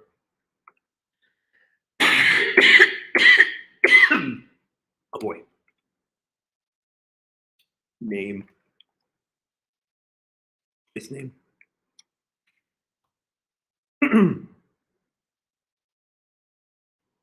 Let's see. Time when they arrived. Verse. Comments.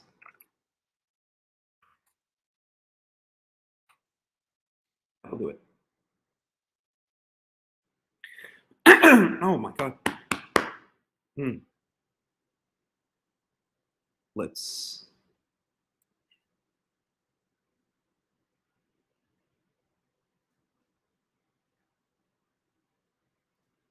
make this green. Sticking with our green theme. And so then we have 1, 2. Extend this down. Boom. Enough for now. Place name. Our first place name is Sukkot. Let's make our first name place. No, Sukkot. Egypt, we'll count it as 0. Here, let's do it this way. 0, 1, 2.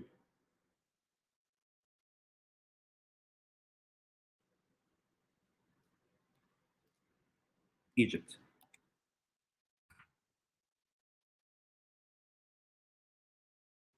Time.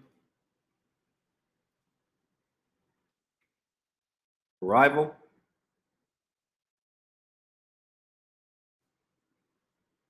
Time of departure. Which just maybe, see how we'll play that. Like that. Verse, comments, good enough. So Egypt. The first place we have is Sukkot. That's the first place. So Sukkot.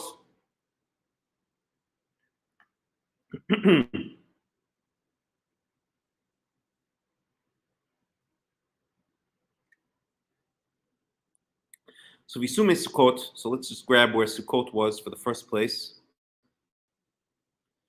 So it's first mentioned, well, this is Genesis. This is when Yaakov is coming back from Padan Aram, and he stops at a place called Sukkot, but it's clearly a different Sukkot. So here in Exodus 12:37, so they traveled from Ramses to Sukkot.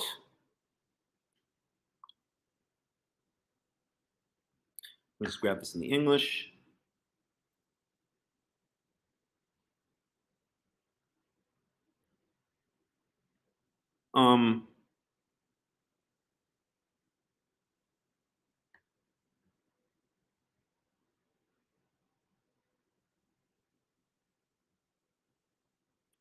Right. So it doesn't mention. Just 1 second. No. Look at one particular verse. Right. So journey from Ramses to Sukkot.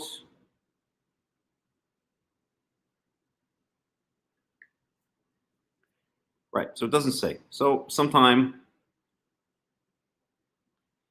So we can assume that if this was the night of the 14th, this was the night of the Passover offering, so it's basically the night of the 15th at midnight, okay? So when did they arrive?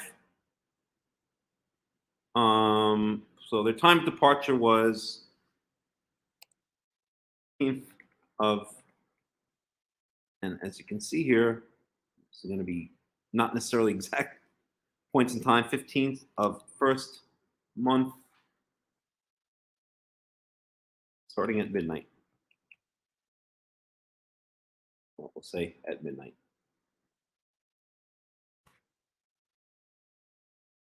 After midnight. Okay. When they arrive at Sukkot, we don't know. Okay. So we'll just fill this in as we can.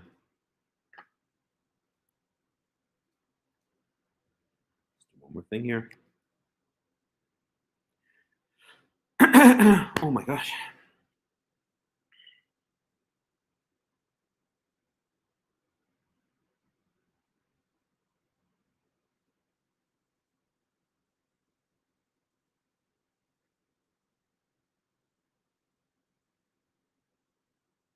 No.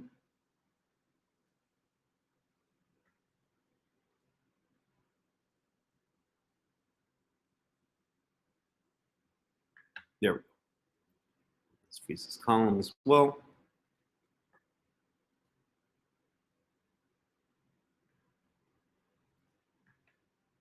Oops, right.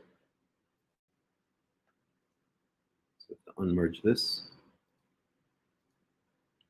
Now we can freeze these two columns.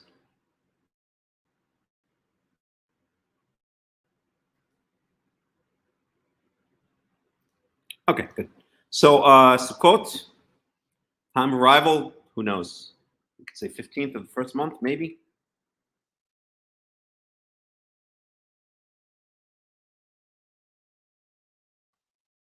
Mark. Okay, verse.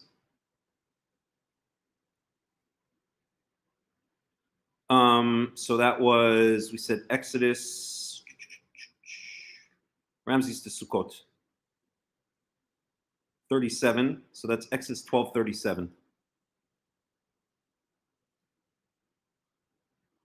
So we should, so here let's do Exodus 12:37. Maybe other places as well. Exodus 12:37. Change this to verses. And yeah, so really let me replace this with Ramses.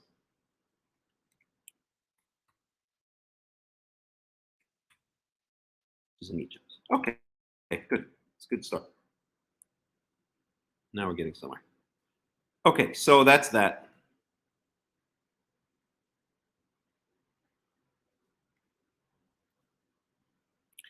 So here we have, so we can close that out. So here we have in Exodus 13, Waisu me Sukkot. So they were in Sukkot.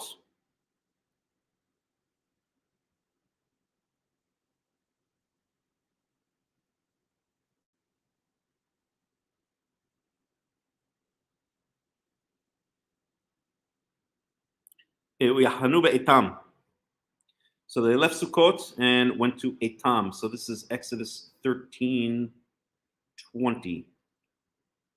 So Exodus 13:20, Etam.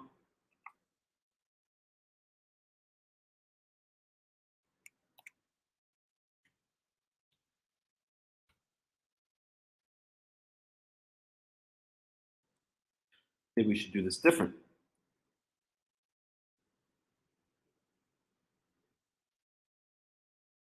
Do this a little bit different. Do it this way. Time arrival. We'll make this, okay, verses.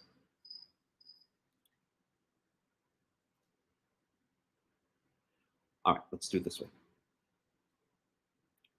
We're going to do another one here. Insert one column right. So we'll say verses arrival verses.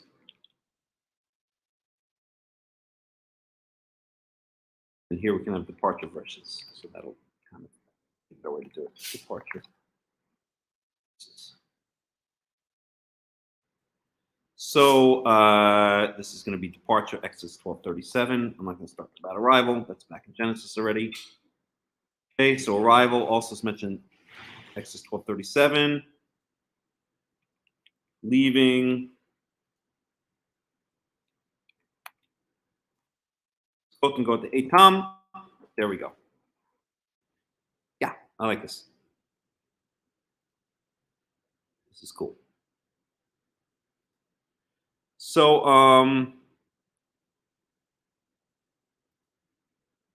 ויסעו משחות ויחנו באיתם בקצה המדבר. So they're going to the desert, but now Sukkot, wherever it is not at the edge of the desert. So let's add a comment here. Etam is at the edge of the desert.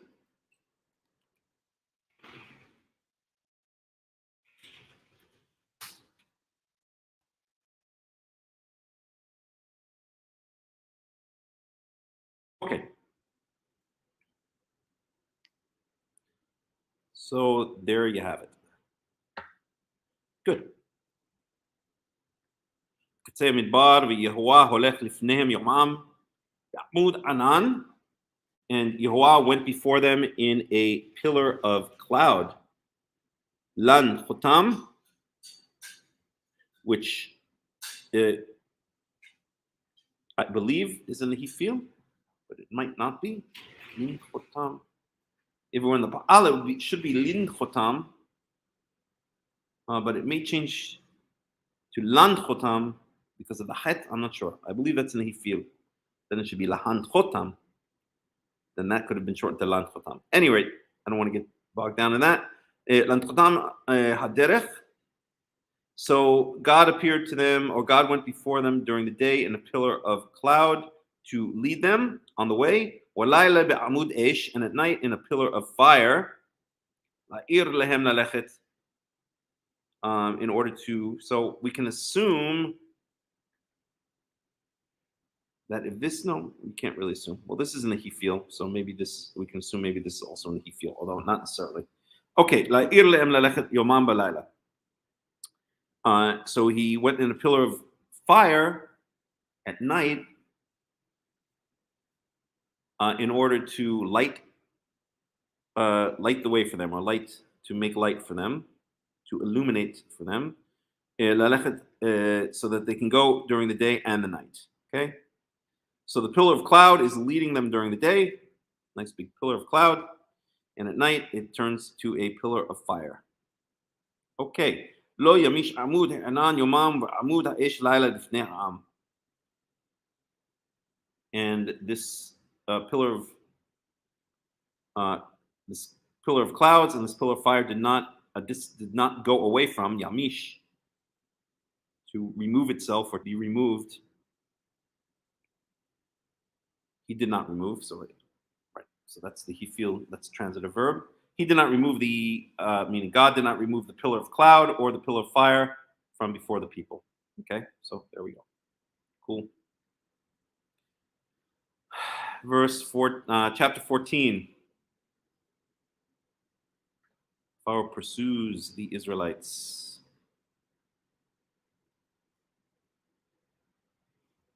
וידבר יהוה אל משה לאמור, and Yehovah spoke to Moshe saying, so this is always, very often the introduction to prophecy of Yehovah to Moshe. ויאמר יהוה אל משה לאמור, דבר אל בני ישראל, speak to the children of Israel. Very formulaic, right? וידבר יהוה אל משה לאמור, דבר אל בני ישראל, speak to the children of Israel. ישובו יחנו לפני פי החירות, that they should go back and camp at this place, פי החירות. בין מגדל ובין הים, מגדול בין הים לפני בעל צפון, ניחחו תחנו את העם. So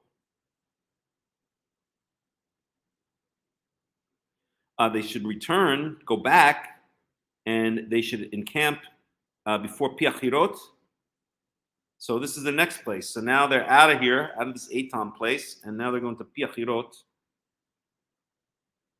So let's mark that down. So next is P.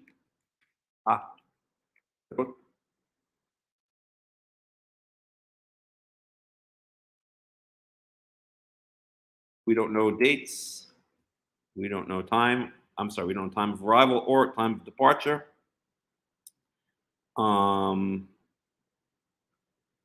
So I guess we could put this as the arrival verse. So this is going to be Exodus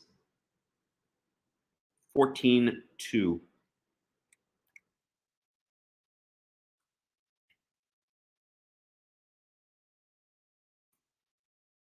We don't know when they left Etam, or I should say Exodus 14:2 doesn't mention leaving Etam, but so now they're going to this place Piachirot.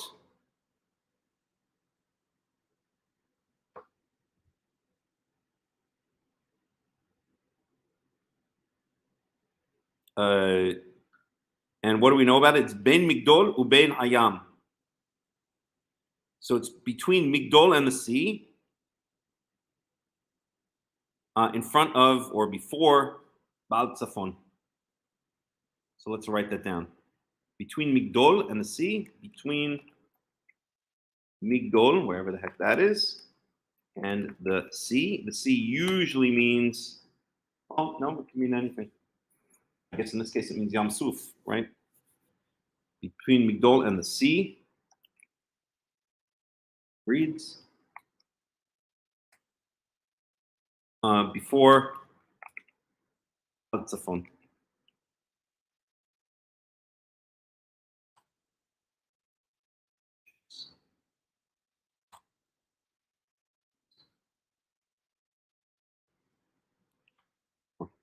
Oops.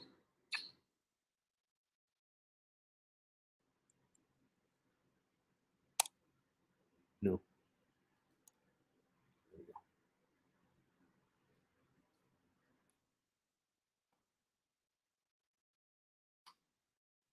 Okay. So there you have it.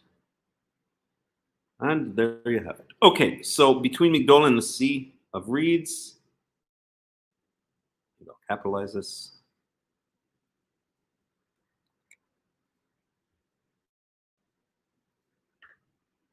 Comma. Before Baal Tzafon, and that's Exodus 14:2.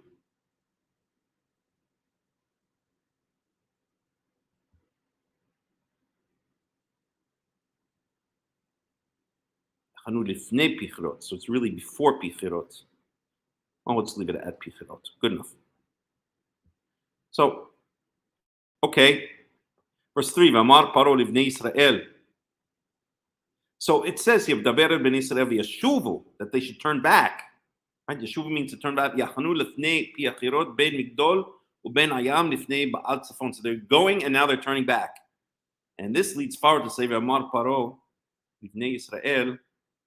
So Pharaoh said regarding li v'nei Israel, he didn't say to the children of Israel. He said it about the children of Israel. So li is kind of the shortened form of al in this case, and we see this many times that li, which really means it's the dative preposition, which usually means to or for, but often it means also regarding or about. Okay, similar to al. Or we can even say shortened form of al. Livnei Israel. So he said regarding the children of Israel, nivuchim hem be'aretz. They're stuck or they're confused. A navoch. I'm sorry, a mavoch in modern Hebrew is a maze. So they're like lost. They're confused, lost. They're stuck in a maze. Hem be'aretz. They're stuck in the land. Sagar aleim amidbar, and the desert is closed in upon them. Meaning they're basically lost in the desert, right? Verse 4, and God says, well, this is God saying, right? And I will once again harden the heart of Paro, and he will chase after them. I mean, come on, this Pharaoh is, like this guy doesn't give up. He's like one of these monsters in like one of these, it's like the, the Chainsaw Master, whatever. It's one of all these horror movies, like Michael Myers and Halloween. It's just like keeps on going and going. You just got to completely destroy him for him to stop. I mean, this guy just, oh shoot, my battery's about to give out. Okay, be right back. Hold the phone.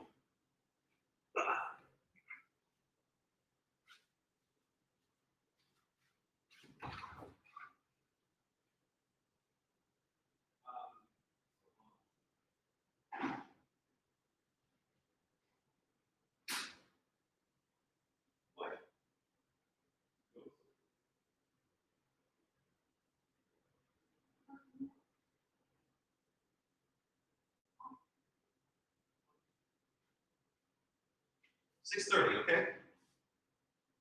Unless you let me know if you want to stay longer, let me know, okay? I saw. Okay. I gotta plug in because the battery. What? Okay. All right. You let me know.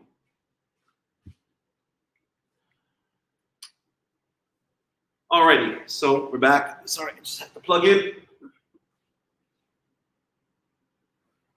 Just give me 1 second here.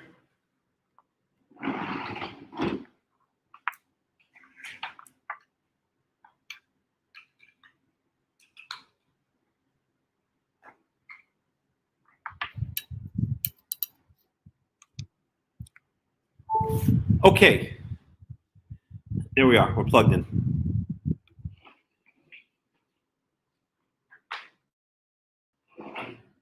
So up in here. 1 second. Do you need to tell me something? 1 second. 1 second. 1 second.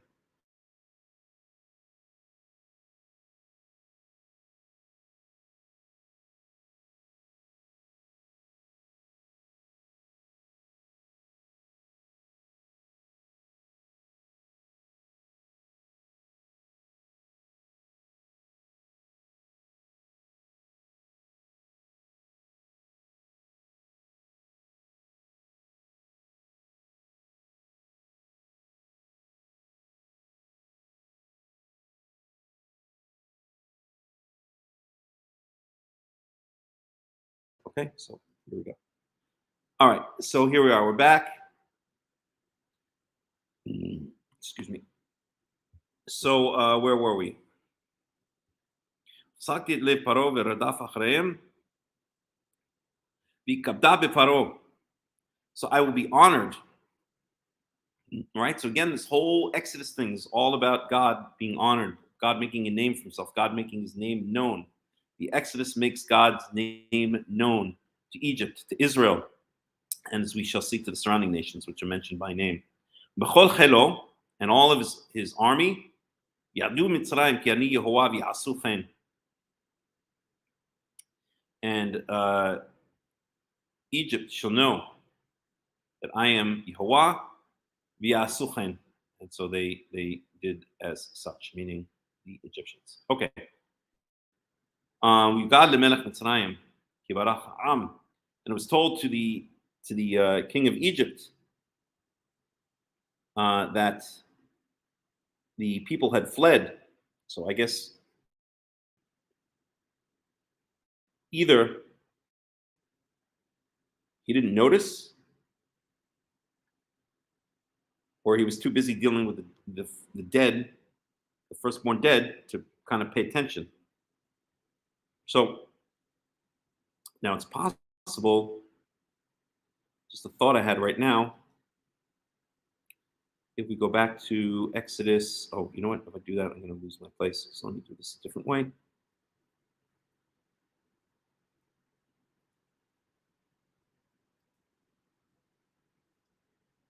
So if we go back to Exodus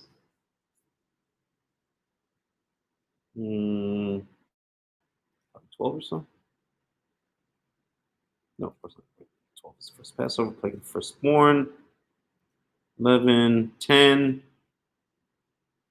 So darkness.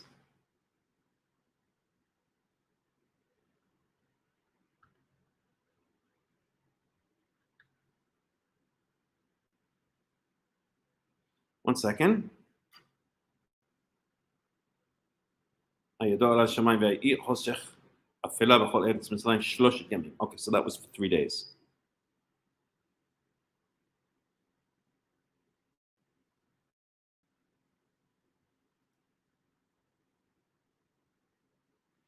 Okay, so it would seem I just had an idea in my head, but I'm not going to pursue it.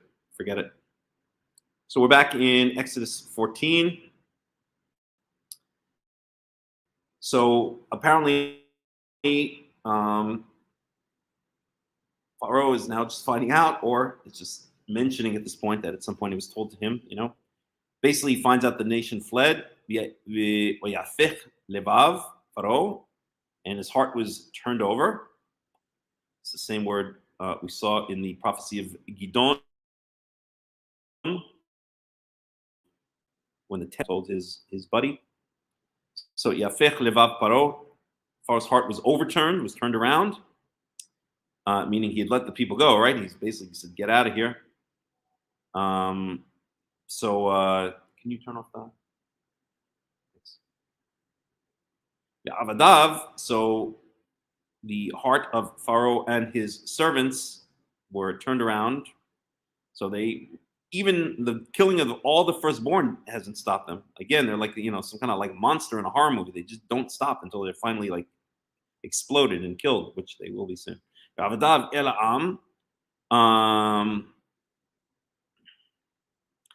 So he had a change of heart. He and his servants had a change of heart regarding the people of Israel. That is, what have we done?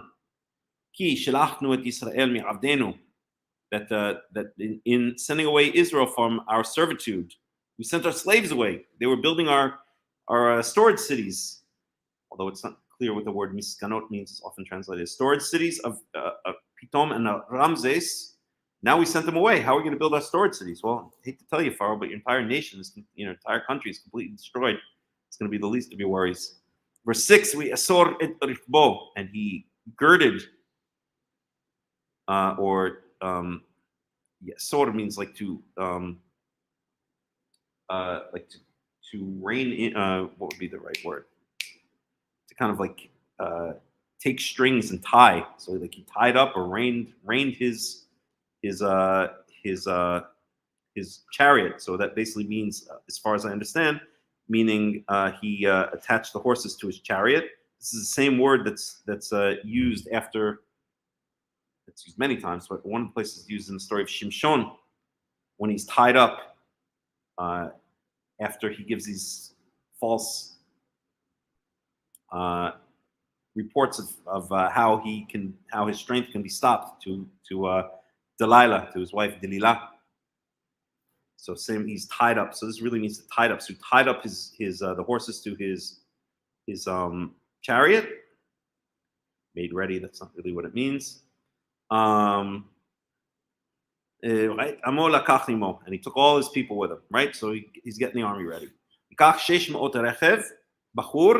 So 600 choice chariots, which I guess was a lot in those days. I don't know exactly what the size of armies would have been, but I would imagine from the context here that this is considered a lot. And on top of the 600 choice chariots, all of the rest of the chariots of Egypt, Shalishim al kulo.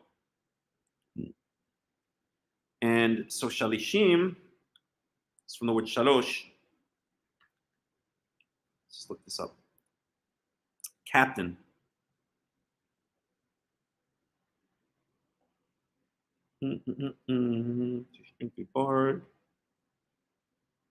Adjutant or officer, best explained as third man in chariot. Interesting. Okay, so I never knew that.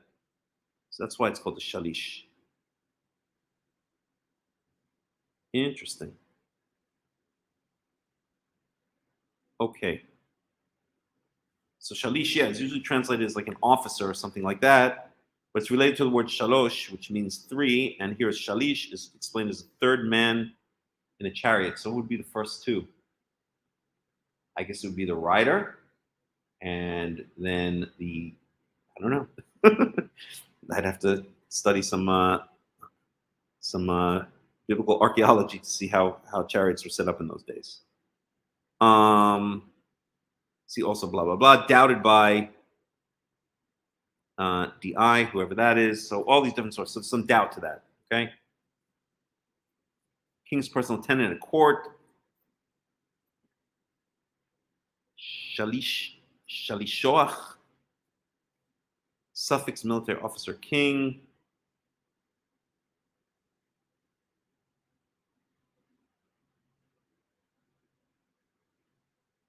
So yeah, I don't know exactly what the etymology is, and there seems to be some confusion here regarding the etymology. Let's see how Mr. Robert Alter translates it. So, and see if he has anything to add about it. So this is Exodus 14:7. You're going? Yeah. Bring me my bag. Okay. Bring me back. Okay, so 14:7. So let's do this.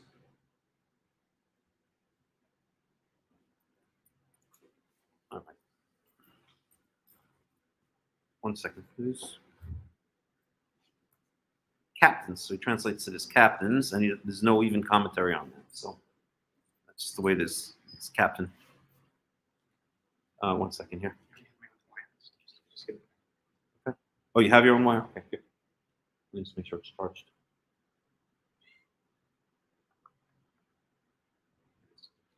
Fully charged. All right, have fun. See you later. Mm-hmm. Send me your live location, okay? Bye-bye. All right, so he just translates it as, and there's no commentary here at all, I don't think. Yes, there is. Captains. Right, here we go.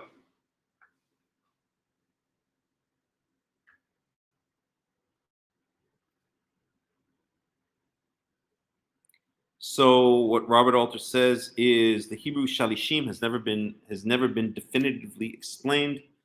It appears to be derived from shalosha, 3, and may refer to the division of the army into command units of 3 and 30. Compare 2 Samuel 23:9 to 23. Some have conjectured that the shalish would be the third man commander in a war chariot, but Egyptian chariots appear to have had crews of only 2 men. A few scholars have suggested a Ugaritic cognate meaning bronze, as in bronze armor, the term by mitan imi, referring to a warrior or officer. And metonymy is where a kind of specific thing refers to a general thing. Okay, so all right, so nobody knows what the word shalish is. Here's some different opinions.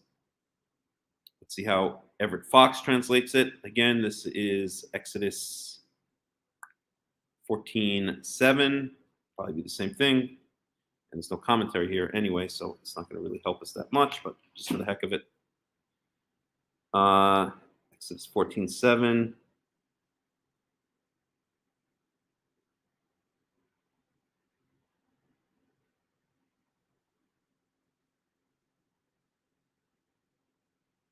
Selected chariots and every kind of chariot, teams of 3 upon them all. So Everett Fox is going with this idea of teams of 3, right, or the third men. Okay. To make a long story short, that's a big question mark, right? Shalishim al kulo. So either officers over all of them, meaning they were divided into divisions and each division had officers over it, or there was an officer over all of the chariots, or a third man in a chariot, or teams of 3, or something along those lines. We have no idea. Okay. Just opinions. Just speculation. Not speculation. That implies that it's kind of random. Just, educated opinions. Okay. V'chazek Yehovah et lev Paro, and Pharaoh and Yehovah hardened the heart of Pharaoh, Melech Mitzrayim, the king of Egypt.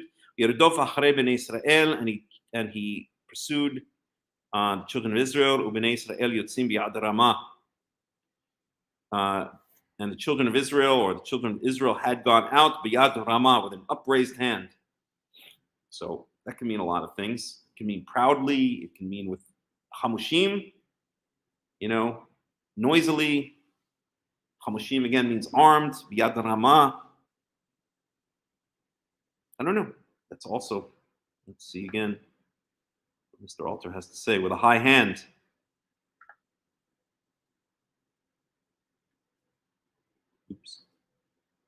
Oops. Nahum Sarna proposes that the idiom is drawn from depictions of ancient Near Eastern gods brandishing a weapon in the upraised right hand. The English high-handed has some kinship with the notion of defiance conveyed by the Hebrew expression.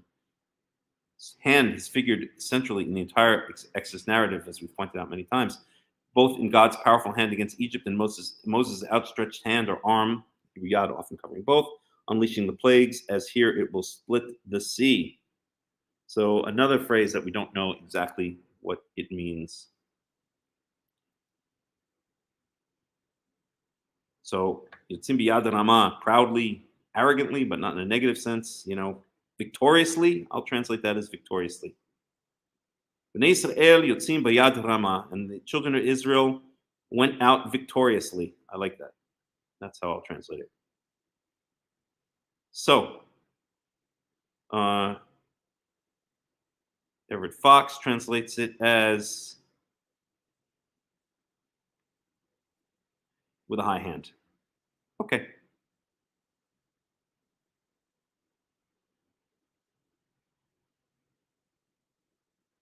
I just don't get it. What is this? People come in and leave these bizarre comments. It happens every week. I don't understand it at all.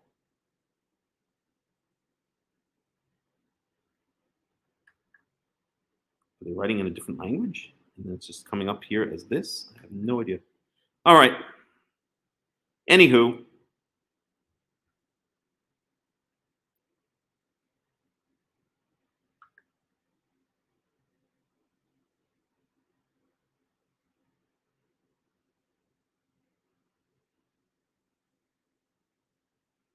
Right. So, Biyad Ramah, we said.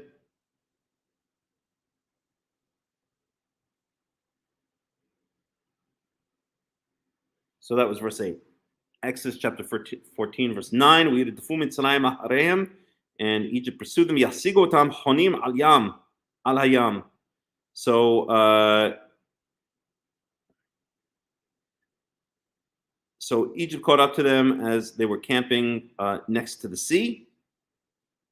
So is this the same place as before? I would imagine so, right? Because we saw before that it was between Migdol and the sea before Baal Tzafon. So I guess they're still at Pi Achirot, which is near the sea. So they're just hanging out there, and here comes Pharaoh. Kol sus rechev Paro. So all of the horses of the chariots of Pharaoh, the Parashau, and their horsemen. Hello al Pi Achirot. So it's here, it says very clearly. So he caught up to them at Pi Achirot. Bifnei Baal Tzafon, which is before Baal Tzafon. So they're still in the same place. So let's just add that. Pharaoh catches up to them.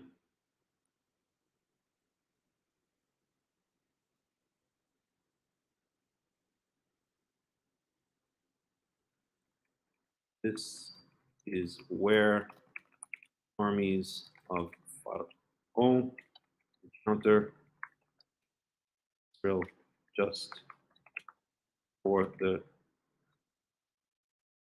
sea.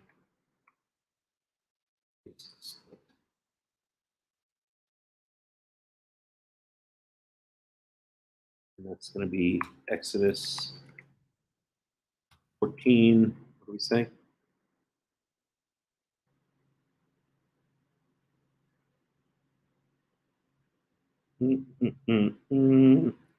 Exodus 14:9.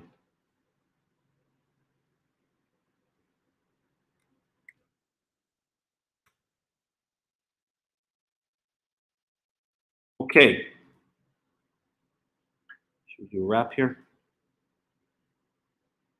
Probably.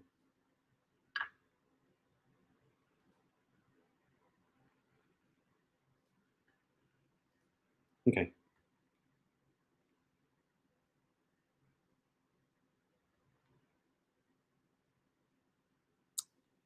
Okay. Yeah. Okay. Yeah. Okay. So there we go. So that's Picherot.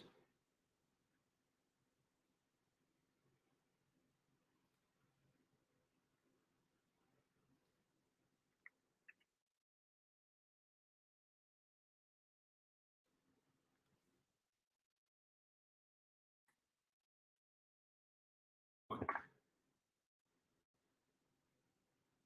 Okay. A little bit better that way. So there we go. Verse 10, Uparo hikriv Isu b'nei Israel et Qainehem. And Pharaoh came close, or it's actually the Hefil form, so Pharaoh brought close, I guess, his armies. Wa'isu b'nei Israel et Qainehem. And the children of Israel raised up their eyes. Wahine Misraim noseh achreim. And behold, and Egypt is coming after them. Wa'yir'u me'od. And they became very fearful, very frightened. Wa'itz'aku b'nei Israel el Yehovah. And they cried out to Yehovah. Yomru el Moshe. And they said to Moshe, המבלי אין קברים במצרים ולקחתנו למות במדבר. Are there no? Is it because there were no graves in Egypt that you took us out to die in the desert? Ma zot asita lanu. What is this that you have done to us? Lotzianu mitzrayim, taking us out of Egypt. Right. So they're terrified and they basically complain to Moshe. Maybe we should do a list of complaints as well. I like that. I'm going to do a list of complaints. Journeys. Add another one. Complaints.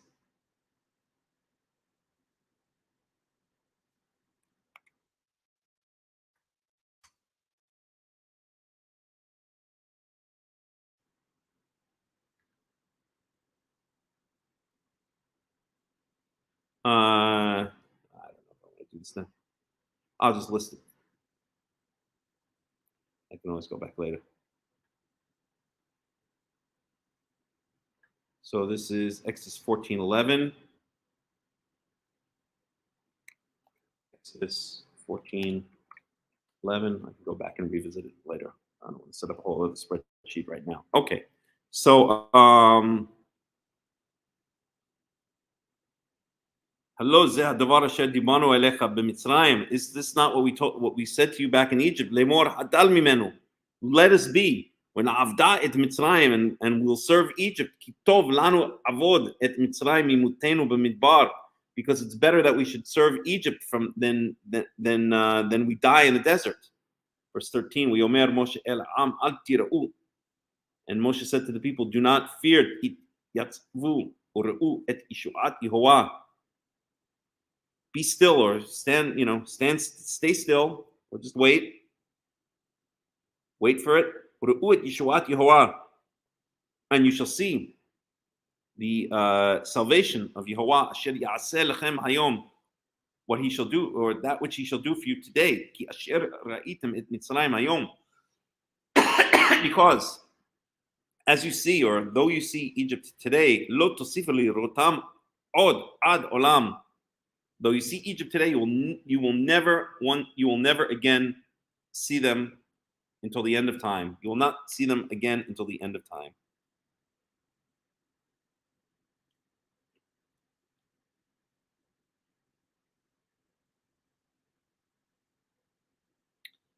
So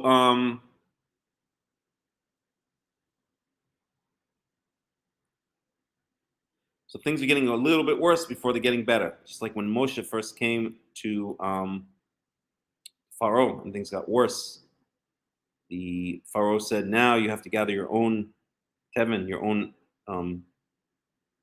what's the word for tevin in English? Your own straw and make the same amount of bricks. So things are getting a little bit worse before they're going to get better. Yehovah will fight for you, and you shall remain silent. Cheresh means dumb, in the sense of not able to speak.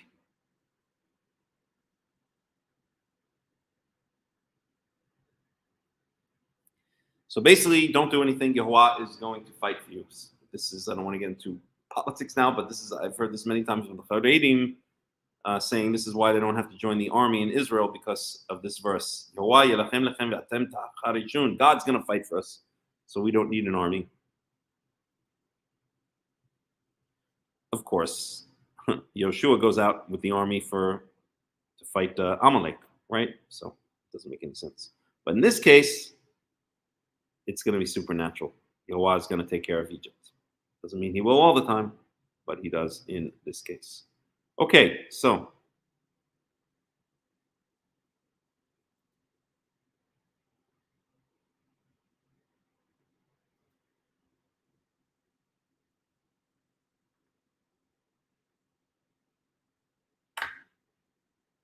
okay, parting the Red Sea. Here we go.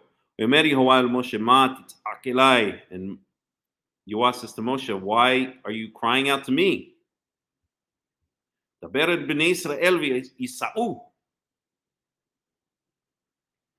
we don't see Moses crying out to Yehovah.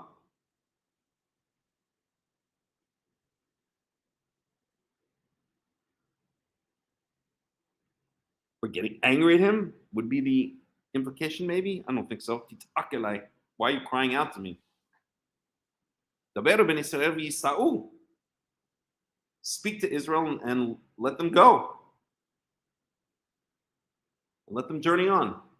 Well, this is an interesting response, right? Because Moshe, why would Moshe possibly think, what's Yoah's complaint? It's almost, I see this as a rhetorical question, right? Because it's clear that, Moses wouldn't know what to do in this case. Here's Egypt coming out after them. They're stuck against the sea. Where are they going to go? They're either going to go fight Egypt. They are Hamushim. They are armed, but, they're not about to take on Egypt. Okay? So Yehovah is being, I guess, rhetorical or dramatic here, right? It's rhetorical would kind of be the word. Tell Israel they should travel on, right? It's kind of saying, hey,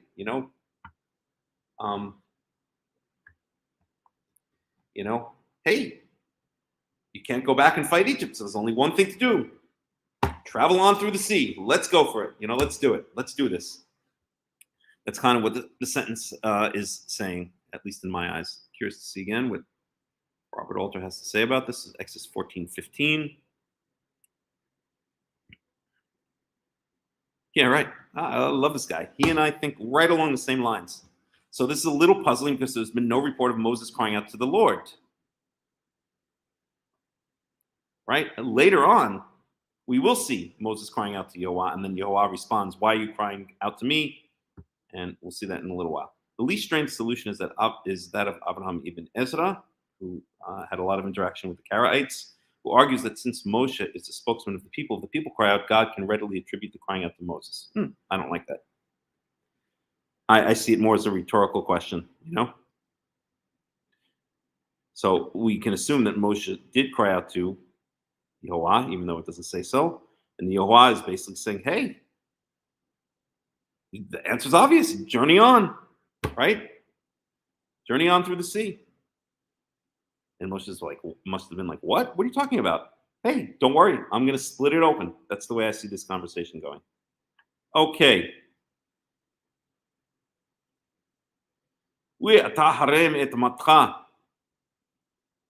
So, and now Yoah's giving the answer. What's going to happen, right? You shall raise up your staff. Raise up your staff and stretch out your hand over the sea, right? Again, we have this staff. We spoke about it this morning's Torah studies. Magical staff, right? It's being stretched out over everything, making plagues happen, making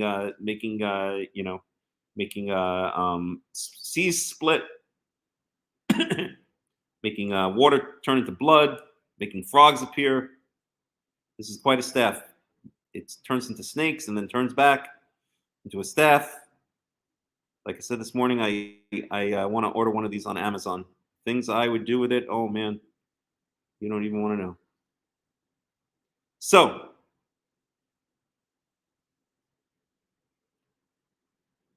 Right. Ubikaehu, and split it. So stretch out your hand and upon the sea and split it. Yavo ben Israel b'tochayam yabasha, and the children of Israel shall go into it on dry land. Children of Israel shall walk into the sea on dry land. Huh? Why didn't I think of that? Moshe must be thinking. In other words, that's the rhetorical conversation that's going on here. Oh, okay, nice, good idea. Now I got it. Verse 17, Vani hineni mechazek et lev Mitzrayim, and once again I will harden the heart of Egypt, not Pharaoh this time, but all of Egypt, because remember, it's all of Egypt that's coming after Israel this time. It says up above, right? Explicitly. Where was it?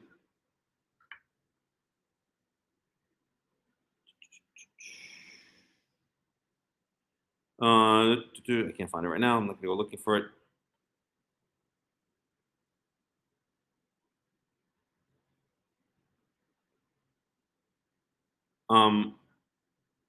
Yavo acharechem, and they will come after them, meaning they, meaning Egypt, will come after them, meaning Israel. And I shall be honored through Pharaoh, or in Pharaoh's eyes. I guess through Pharaoh and through all of his army and his chariots and his horsemen. In other words, when I drown the entire army of Egypt in the Dead Sea, I will be honored through this, through what I've done to Pharaoh and his entire army, to his chariots and to his horsemen. Okay. Yadu Mitzrayim ki ani Yehovah, and Egypt shall know that I am Yehovah.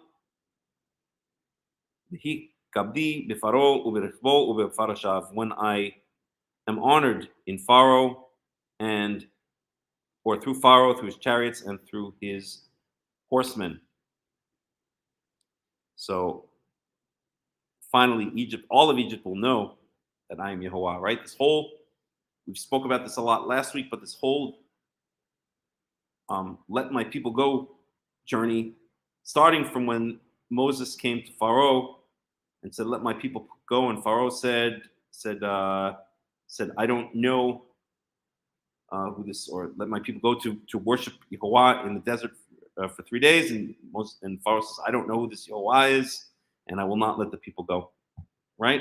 So now, not only does Pharaoh already know, and not only actually the Egyptians already know because all their firstborn are dead, but now everybody's going to know exactly who Yehovah is. He's the one and who came and smacked Egypt back into the Stone Age. Well, I guess they were already in the Iron Age, but now smack them back in the Bronze Age, Iron Age, Bronze, it's the Iron Age, right? Iron, Bronze Age. So Yadu Mitzrayim ki ani Yehovah b'yichabdi Pharaoh b'richbo v'hasharaf. So now everyone's going to know who Yehovah is in Egypt, finally, once and for all. I guess all of those who are left.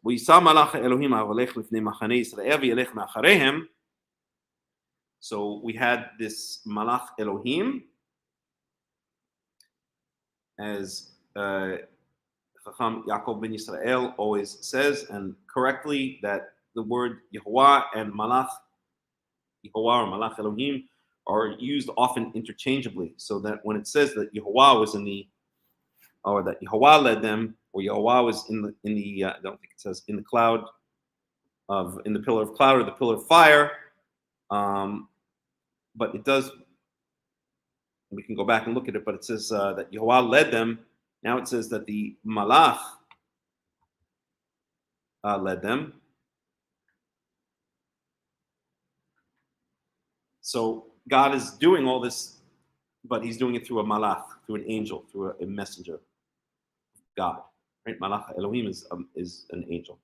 In fact, the Greek word angel means messenger, or comes from the Greek root that means messenger. So this angel that was going before the camp of Israel went to behind the camp. And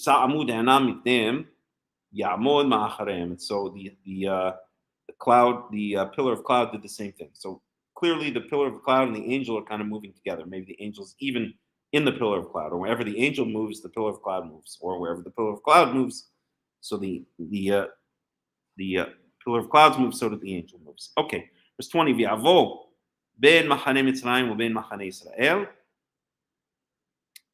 So we have to have the picture. So Israel is kind of pressed up against the sea, whatever sea it is, the Yam Suf, whatever that might be, and Egypt is coming towards them. Egypt is behind them. The Yam Suf, the sea, is in front of them, and they're pressed up against the sea. And we had this pillar of clouds, and at night pillar of fire, leading in front of Israel, leading them. But now it goes to the back of Israel, in between Egypt and Israel.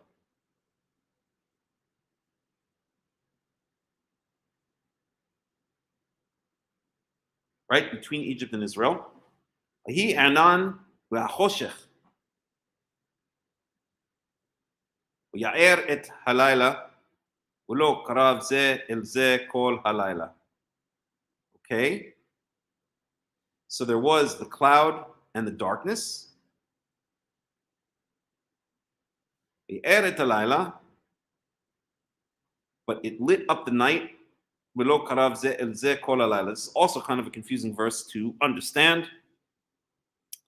Let's see how a couple of people deal with it.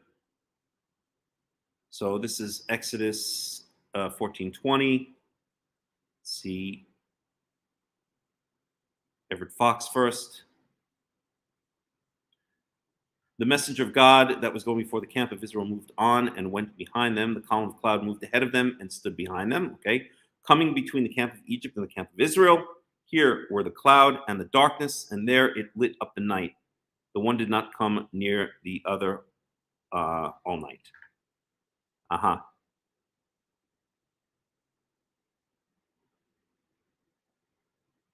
Okay.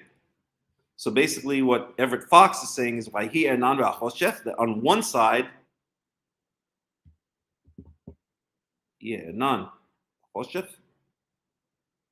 that on one side was the cloud and the darkness, and on the other side, on the other side, it lit up the night.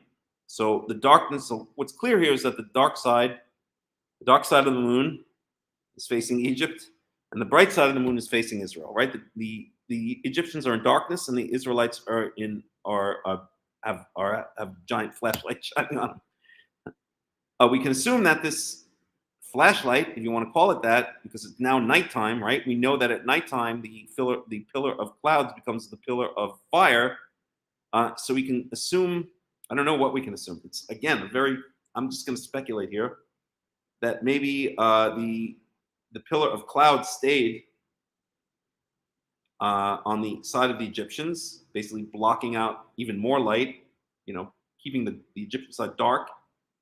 And the pillar of fire now was next to it, lighting up the Israelite side. Or maybe this pillar of cloud turned magically into a pillar that on one side was cloud and the other side was fire. So the pillar of cloud and fire became a pillar of cloud facing in the direction of the Egyptians, a pillar of fire facing in the direction of the Israelites.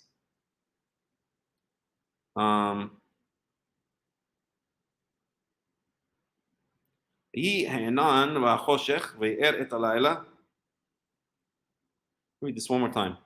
Go ben machane Mitzrayim ben machane Israel v'hi e'anan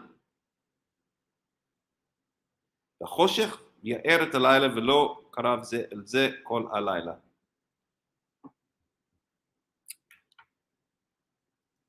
Don't know. Let's see what Robert Alter has to say.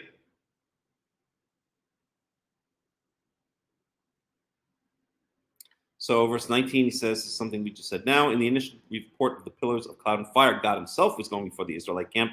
The indoctrination, the introduction of an agent of the Deity here is either an explanation in the original narrative of what God's presence before the people actually meant, or an interpolation of later tradition in order to mitigate the anthropomorphism. Okay, so I'll go with the first one here, and this is exactly what Hakham Yaakov ben Yisrael always says, that the introduction of an agent of the deity here is either, and we'll go for an explanation in the original narrative of what God's presence before the people actually meant. So in other words, where it says Yehovah, we just said this before, where it says Yehovah, it could say Yehovah and it could say Malach Elohim or Malach Yehovah interchangeably. It's never really Yehovah.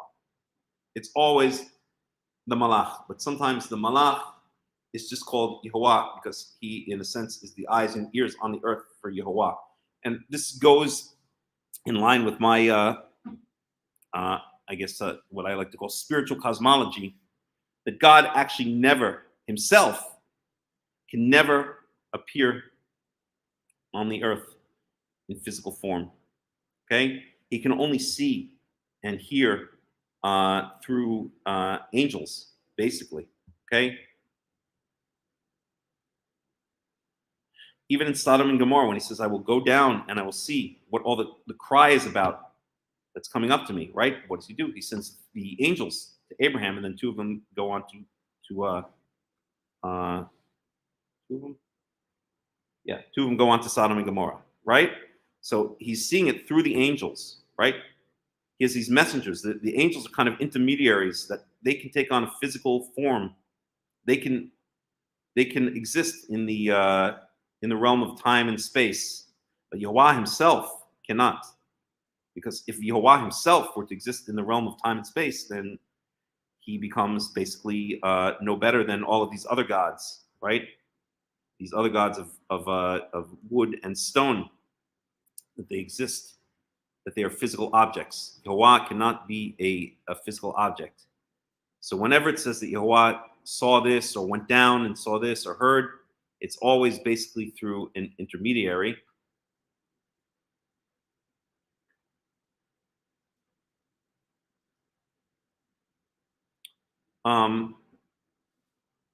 Or sometimes it says the cry of Yahweh came up to heaven, right? The cry of the Israelites came up to Yahweh. So we can cry out to heaven, and maybe somehow he can hear us up there, but he doesn't come down here to listen to us. It's always from up there. So basically, I believe that the first explanation, okay, that when it says Yahweh previous was going before the Israelite camp, that it was really through an angel. So there's no contradiction at all. It was really talking about an angel all along, and angels, Malach Yehovah and Yehovah, are often used interchangeably. Okay. And lit up the night. So here we go. So Robert Alter clearly picks up on this as well.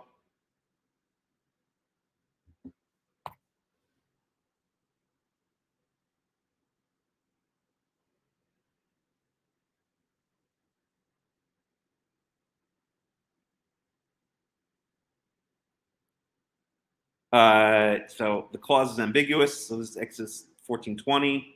Clause is ambiguous. It certainly is, especially because the antecedent would have to be the pillar of cloud, right? Which does not give off light. Exactly. That's what we're saying. Perhaps one might view these words as a telescoping of a temporal shift. I don't think so. Egyptians approach the Israelites, who are clearly in full view. In daylight, perhaps one may infer in the late afternoon, the pillar of cloud swings around from Israelite front to rear in order to form a barrier between the Hebrews and the Egyptians. As night falls, the pillar of cloud, in response to the gathering darkness, turns into fire and lit up the night. I don't go for that explanation. I go for more an explanation of this pillar of cloud, which I guess is basically the same thing as a pillar of fire, right? It would seem that the pillar of cloud turns into a pillar of fire at night. So it's like a magical pillar. It can be a cloud or a fire, right? So I guess this magical pillar is a cloud on the Egyptian side. Well, let me read it one more time. Yavo ben machane Mitzrayim ben machane Israel v'hi anan choshech ya'er et halayla v'lo karev zeh el zeh. Oh, maybe I can see his point now. That maybe it was light on both sides, and so they couldn't get near each other. That there was this like pillar of fire in the middle. I don't know. As Robert Alter says, it most certainly is ambiguous. Should we check in with Rashi? So this is Exodus 14:20. Oops, here.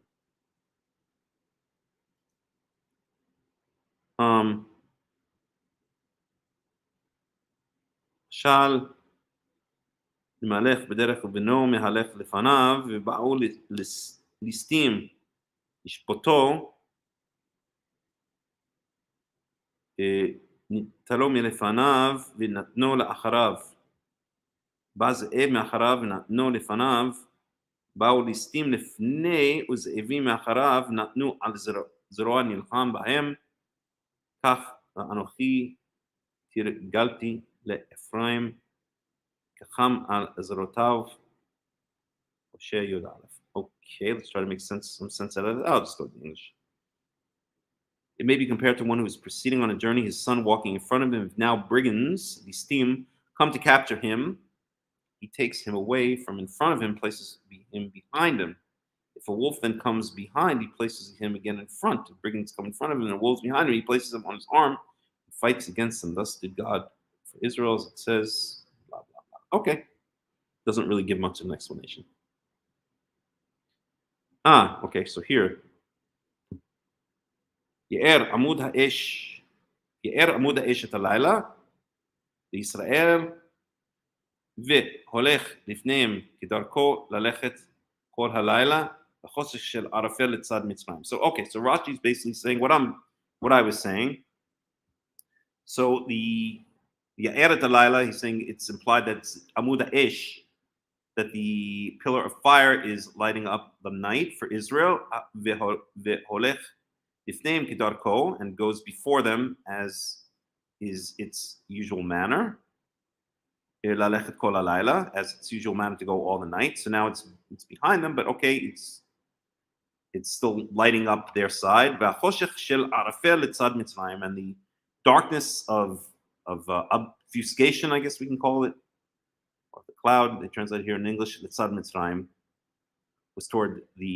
was on the side of the Egyptians. So basically, Rashi is saying kind of what I'm saying. The Israelite side was lit up, and the Egyptian side was in darkness.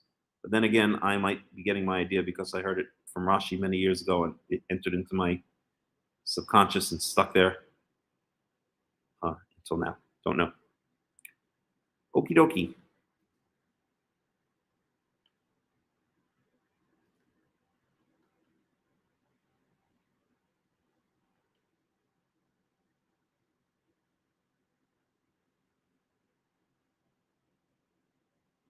So,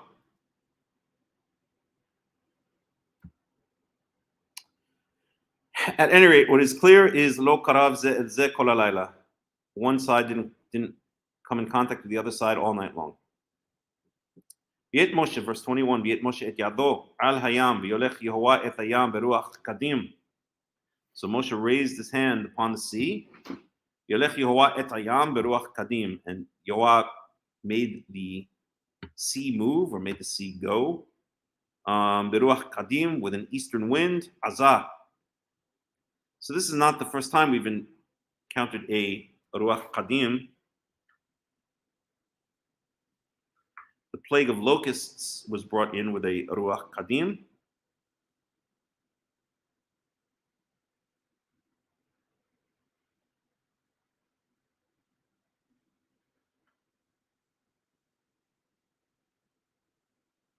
So there's a couple of places, right? So Genesis 41:6. This is the dream that Pharaoh has.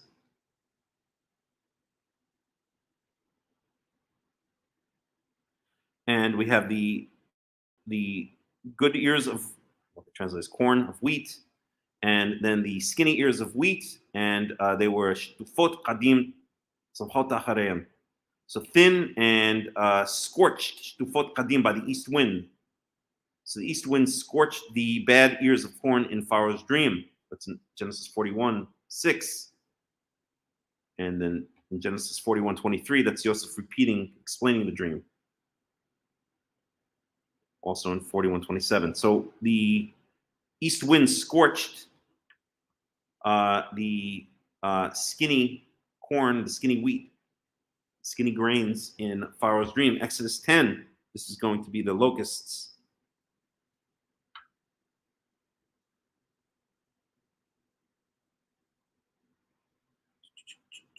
So the locusts were brought in by an east wind, and they were brought away by a wind that came from the Yam, from the sea. So the plague of the locusts, which we said was the 8th plague, was brought in by an east wind. And now we have the east wind here. It's mentioned again in Job, Baruch Qadim, Tishaber Anayot. Psalm 48:7, Baruch Qadim, Tishaber Anayot Tarshish. You shall break the vessels of Tarshish. So it's also destructive. The Ruach Qadim, Yisak Qadim, Beshamayim, and Hag. See what this one is.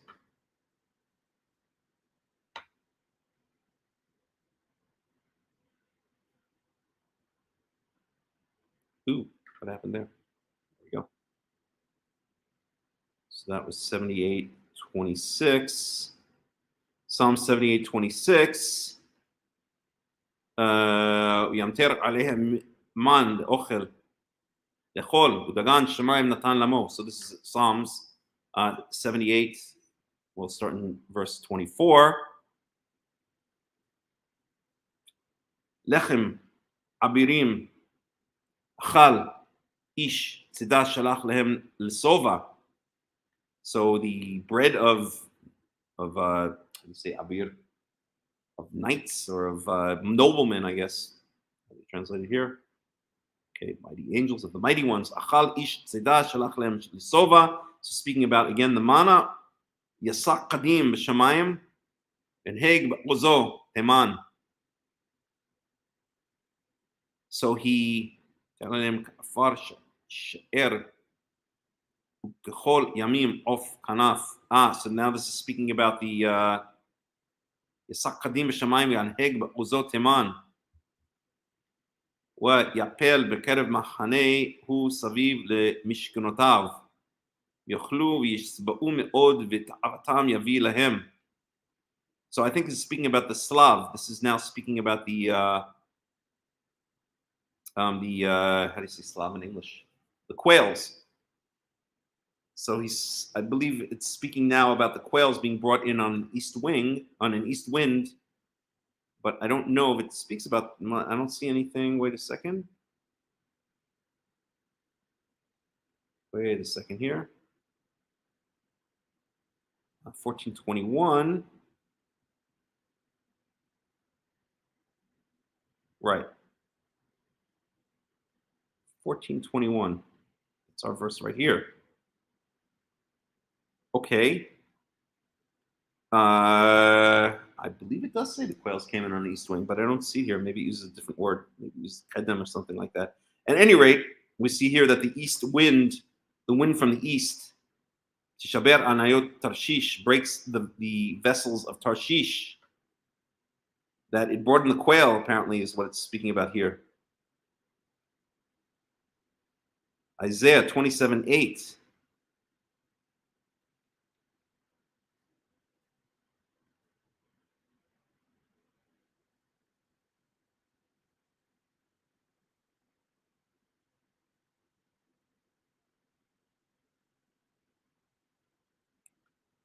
Isaiah 27:8.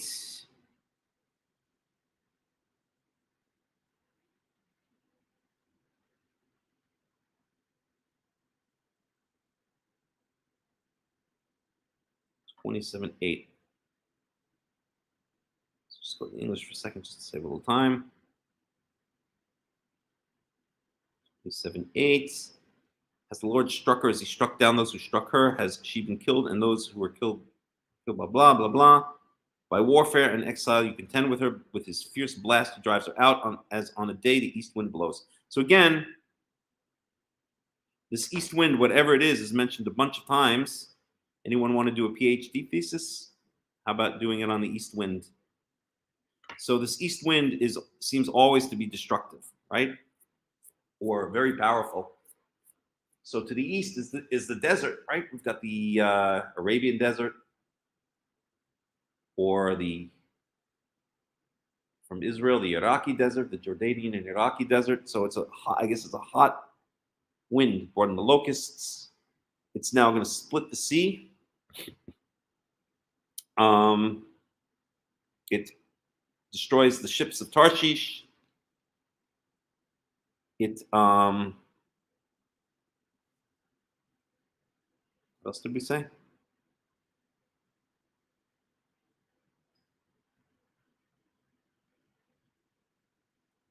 It made the corn, the wheat, or the grains in Pharaoh's dream to be skinny.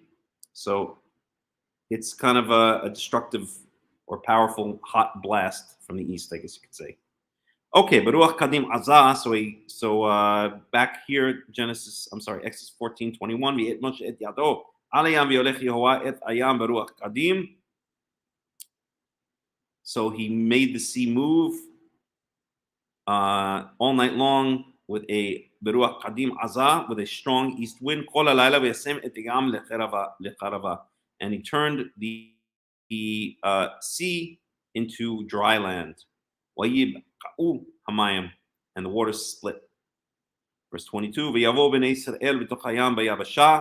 And the children of Israel came into the sea, went into the sea on the dry land. And the water became to them like a wall. Choma is a wall.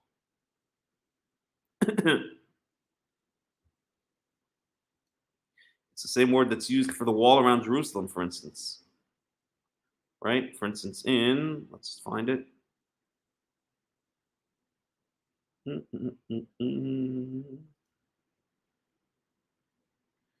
Well, when Nehemiah builds the wall around Jerusalem, when he comes back from Persia,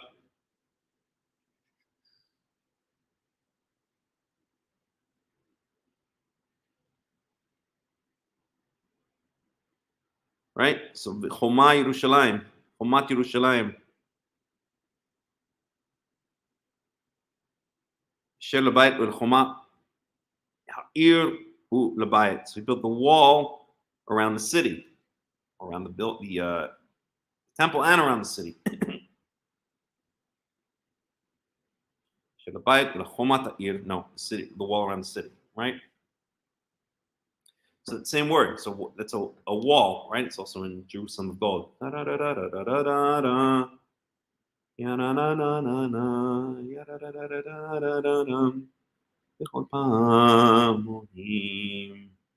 בתרדמת אשר בסלע מייללות ריחות.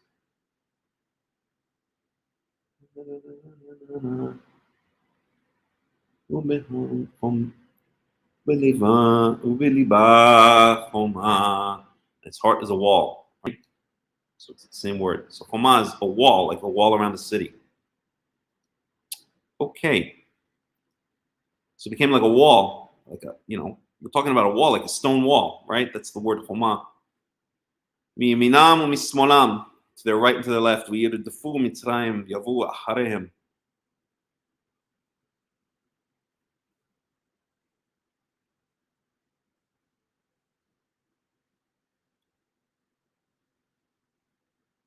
And they chased after Egypt. I'm sorry. Yirdefu Mitzrayim v'yavu acharehem. And Egypt came after them, after the Israelites. So here, Yavoy b'nei Israel b'tochayam. So they actually entered into the sea on dry land, with the water was on their left and right like a wall. So now they're in the middle of the split sea, Sea of Reeds, which is split. And so Egypt chases after them. So all of the horses and the chariots and the horsemen come into the sea. Verse 24. So in the morning watch, right? So we spoke about this before when we were looking at the Gidon, the story of Gidon, where it says that he went down to the camp of the Midianites in the Ashmoret Tichonit, in the middle watch, right? And there we spoke about how there seem to be three watches: the Ashmoret Laila, Ashmoret Tichonit, or Ashmora Tichonit, and the Ashmoret Boker. So we said there that we can, in an idealized fashion, we can split the night, which would be approximately 12 hours. At least on the equinoxes, it would be 12 hours, well, a little bit less. It's not completely dark. The time between sunset and sunrise on the equinoxes all over the world, in theory, is exactly 12 hours. So we can split that into three watches, each of 4 hours. Again, this is an idealized version. In the summer, each watch is going to be longer. In the wintertime, each watch is going to be shorter. In addition, it's still light after sunset for about an hour, and it's still light, and it gets light in the morning about an hour before sunrise. So, but for an idealized version, we said that the night has 12 hours, broken into three watches, Ashmurot watches. We have the Ashmoret Laila, the first watch, the night watch. Then we have the Ashmoret Tichonit, that's the one that's mentioned in the story of Gidon, in Sefer Shoftim, in the book of Judges. That's the middle watch. And then we have the Ashmoret Aboker, the morning watch. Okay, so each one is 4 hours long in an idealized version. And again, using this idealized, simplified version, or I'll say idealized, so the Ashmoret Laila, the night watch, would be from 6 o'clock p.m. to 10 p.m. The middle watch would be from 10 p.m. to 2 a.m. And the morning watch would be from 2 a.m. to 6 a.m. So Ahi b'Shmoret Aboker. So when it was in this morning watch, right, in this last 4 hours of nighttime, Vashkef Yehovah el Machane Mitzrayim, that Yehovah looked upon the camp of Egypt. And again, how did he look upon? It was really the angel that was in or near or in front of, or let's say in the pillar of fire or the pillar of cloud. If we're going to go with our explanation from before, that the side facing the Egyptians was a pillar of cloud. So the angel looked through the pillar of cloud. In fact, it says, oh, interesting. Wait a second here. Mitzrayim Ya'amud Esh Anan Yaham et Machane Mitzrayim. So here we have interesting clue. Oh boy, this is big actually. So this angel, Yehovah, but remember, we said that Yehovah and the angel of Yehovah are kind of interchangeable, right? Yehovah never comes down to this earth, never. I don't think once. Even when he lives between the cherubim on the ark cover, right? It says that his presence, his ruach, shachan, between the cherubim, that his spirit rested between the faces of the cherubim on the ark cover, right? The Ark of the Covenant. It's not him coming down. It's some kind of immaterial spirit, right? Which is somehow resting there. He never comes down. So he only has intermediaries. Either cries come up to him in heaven somehow, or he has intermediaries, which are angels who can take on forms within this realm of space and time, and they come down, and then they act as intermediaries. They report back. We even know that in the beginning of Job, right? That he says to the angel, the prosecuting angel, the enemy, the Satan, right? Which the Christians grossly misinterpret, but he has this angel who's acting basically as an enemy, or as a prosecuting attorney, shall we say, right? It's often what it's called. And he comes down, right? And reports back to Yehovah regarding Job. Have you seen anyone so righteous as I've walked to and fro the earth, and I've never seen anyone as righteous as, or have you seen anyone, Satan goes and walks to and fro the earth, and then Yehovah says to him, have you ever seen anyone as righteous as my servant Job, right?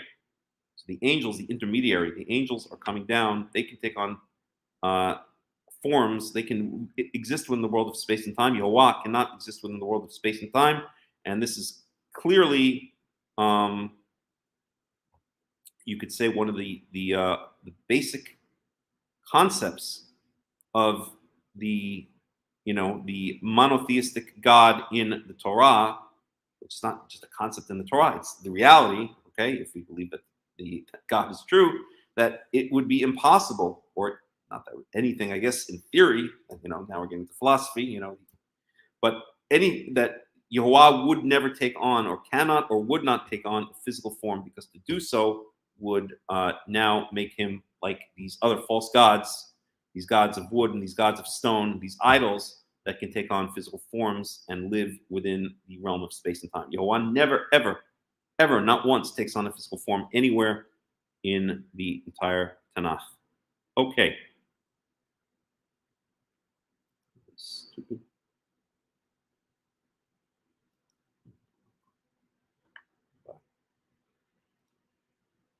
Where these people come in and ridiculous comments.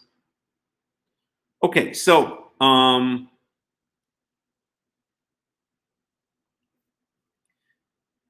but now we have an interesting hint. Where were we? Right. So verse 24, Vahi b'shmoret haboker. So in the third watch of the night, in the morning watch, Shekef Yoah Machane Mitzrayim, that Yehovah, or the angel of Yehovah, interchangeable, looked out upon the camp of Egypt. Ba'amud Esh Anan. So now we have an interesting statement here. This is the Ba'amud Esh Anan. This is the pillar of fire and cloud. Yaham et Machane Mitzrayim, and translate Yaham, startled or confused, or how do we translate here? Troubled.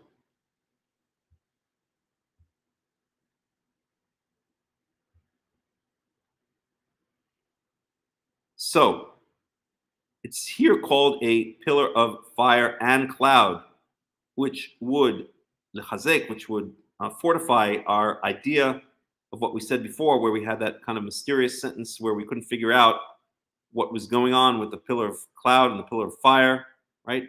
Where was it?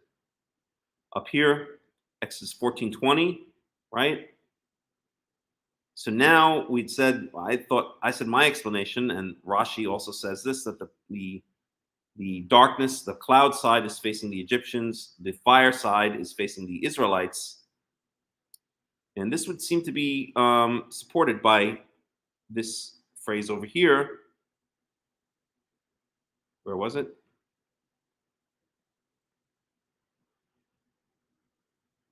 Oh my gosh, already late. All right, I'm going to stop in 15 minutes.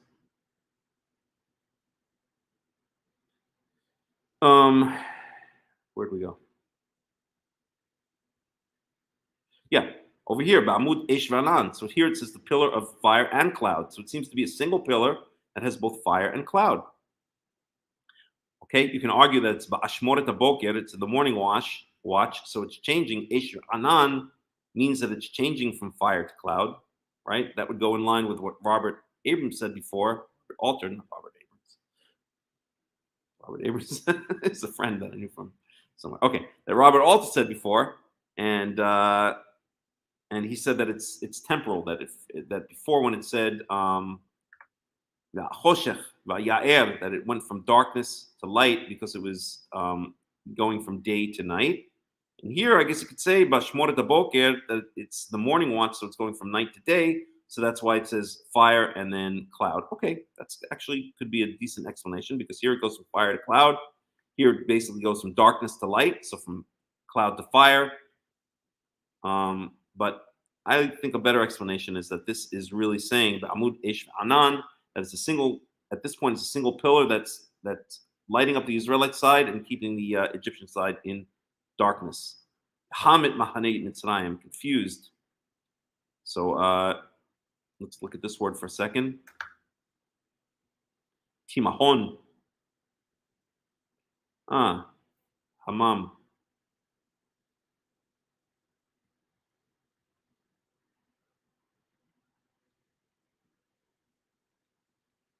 So I think this is going to be It's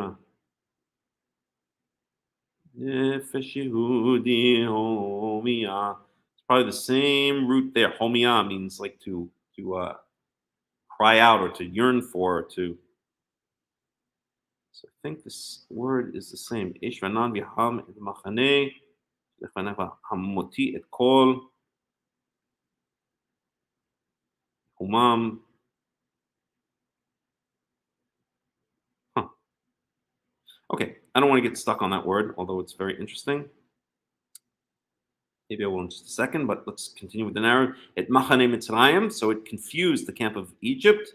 Verse 25, Yasar et Ofen Markavotav.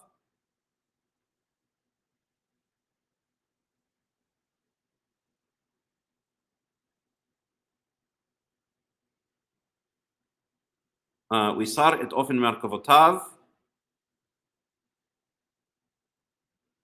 So, Uyan Hagehu Bevedut. Yomer Mitzrayim Anusam Mitnei Israel. Ki Iwad Nilcham Lehem B'Mitzrayim. Okay, so let's see. Okay, this is verse 24. Let's see what Robert Alter has to say if he picks up on that Amud. Okay, so in the morning watch by Israelite reckoning, the last third of the night from 2 a.m. to 6 a.m. So that's what we said before. The Hebrews then would have marched through the sea reeds during the night, literally plunged into the dark. No, because they were lit up by the pillar of fire. Incorrect. For the pillar of fire would have been behind them rather than leading them on their way. Well, I don't go for the explanation, but whatever. The Hebrew word ishkif is generally reserved for looking down or out from a high vantage point. Okay, fair enough. In a pillar of fire and cloud, the double identification is presumably because the moment of transition towards daybreak when the fire becomes cloud. So that's what I thought he would say. The narrative sequence at this point is not entirely clear, but it might be sorted out as follows. During the night, the Israelites make their way across the sea with the protective pillar of fire following after them. The Egyptians, seeing their movement, which would be joined with the receding pillar of fire, begin pursuit. As day breaks, God looks down for them from the pillar of fire. Just as it turns back into a pillar of cloud, as the water begins to seep back, the Egyptians turn around and flee. Okay, so he sees it as the fire, as we said before, the fire turning to cloud is temporal, the night turning to day, so the fire turns to cloud because it was the morning watch. And I said I'm not going for that explanation, but it is a valid explanation because it's not 100% clear. Okay, he took off the wheels of their chariots.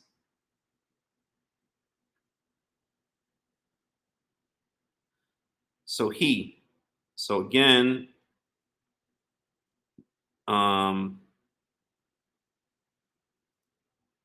let's go with it.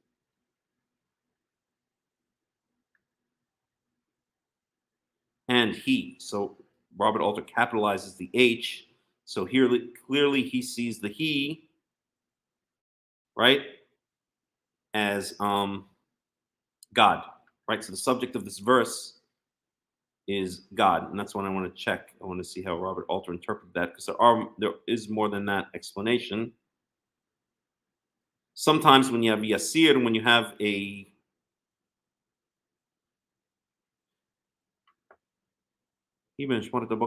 well, here Yoah in verse 24 is clearly the subject of this sentence, so it would be Yasar.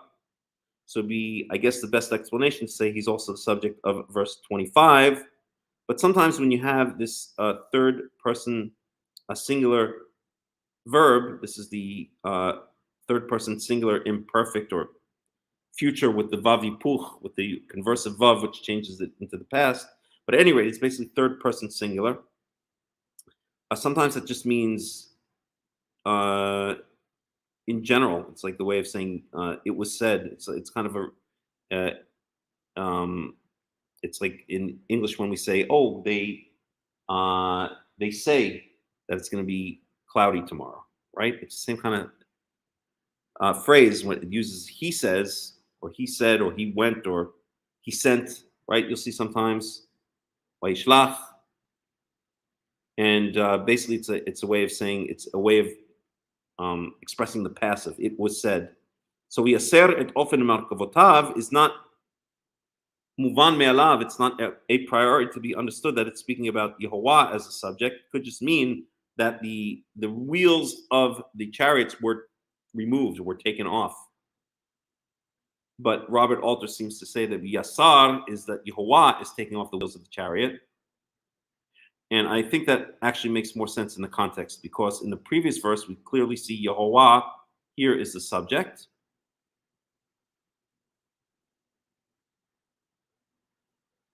So So we see that Yehovah is the subject.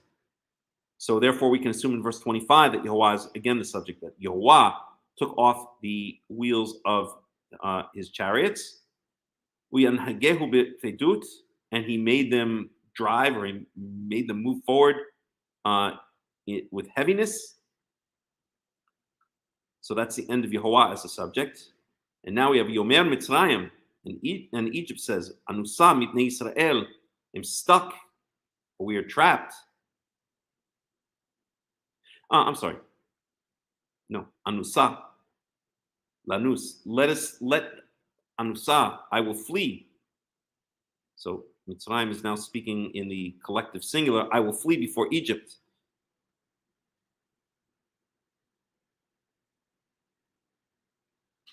Before Israel, I mean. Because Yehovah is fighting for them against Egypt. So the fact that Yehovah is fighting for them against Egypt, according to what Egypt themselves said, that would imply that the subject again in verse 25 is Yehovah. Yehovah Yesaret Ofen Merkavotav. Yehovah Yanhegehu B'Kveidut. That it's Yehovah who's doing this stuff, taking off the wheels of their chariots and driving and making them move forward with heaviness. But it could go either way. But I think at the end of the day that Robert Alter is correct, and the subject here that's implied is Yehovah.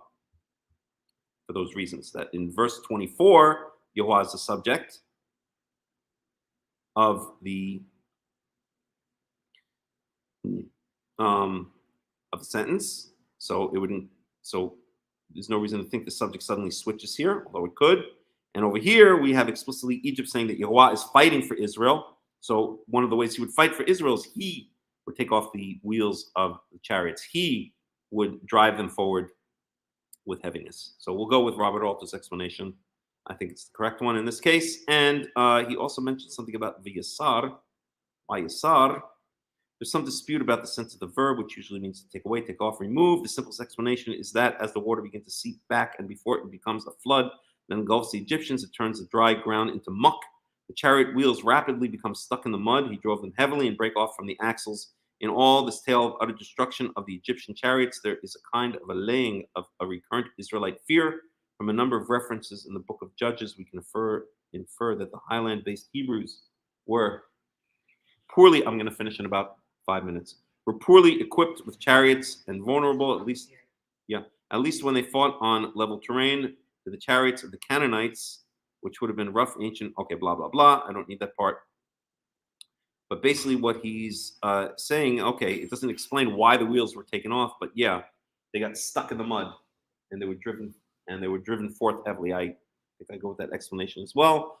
I remember some guy claims that I can't remember, I saw a YouTube video once of some guy claiming that he found a fossilized chariot wheel in the Red Sea somewhere, and that's proof and that's one of Pharaoh's chariots. Okay, who knows? Alrighty, I'm gonna finish in about 5 minutes. Where's Lavi, by the way? Okay, fine. Okay, soon. Okay, let me just finish off the study. Okay. You can for now, yeah. I don't mind if you do. Okay, but I've got to let me finish off the study. Okay, we'll go for another 5 or 10 minutes. Okay, we read that.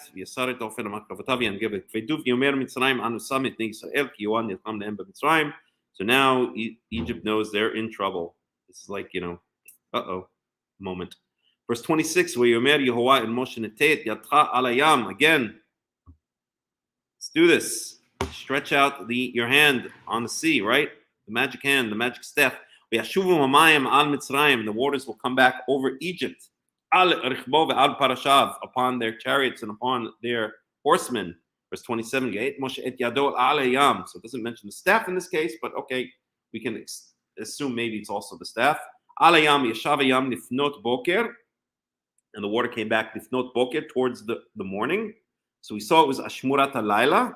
Ashmurat Boker. When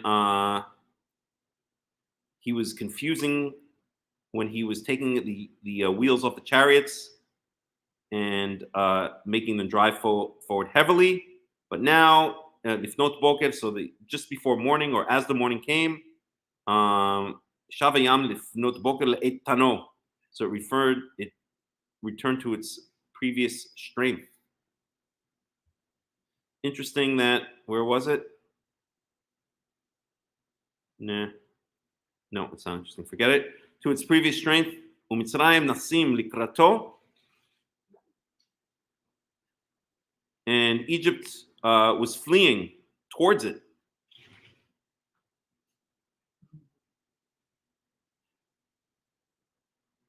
Towards what? I don't know.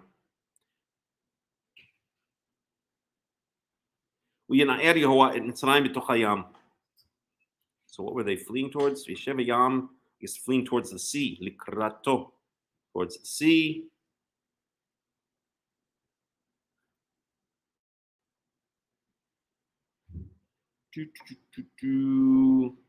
Toward it. 27. Clearly means toward was suggested as the following sequence. The Egyptian troops were struck with panic, perhaps at the sight of the pillar of cloud and fire, surely by the fact that their chariots have lost traction on what had briefly been dry land in the sea. They flee presumably in the direction from which they'd come, but the flood of water comes down on them from that very direction. The male warriors of that nation that had sought to drown every Hebrew male child, ooh, I like that, now meet a fate of death by drowning. Well, it wasn't the male warriors, but yeah, it was people of Egypt. Oh, okay, good one. Like that. It's a nice karma.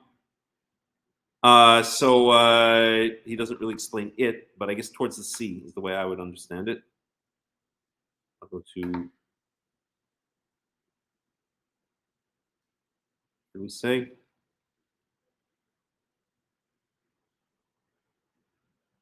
So it's verse 27. Fox.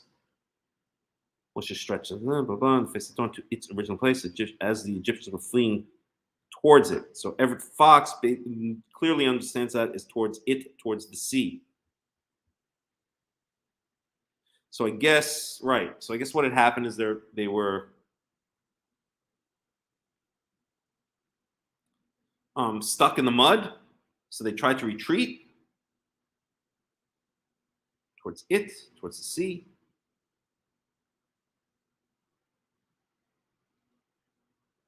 I don't know what the it is. I'm going to go with the sea, even though I don't know if contextually it makes sense because they would be fleeing away from the sea or something like that. But I think the likrato, the towards it, the it is referring to the sea. At any rate, and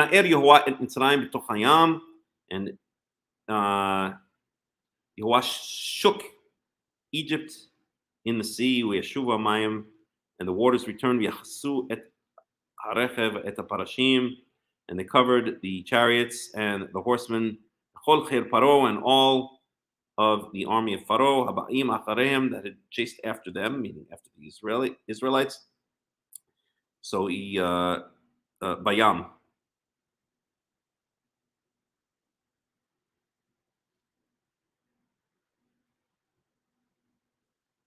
So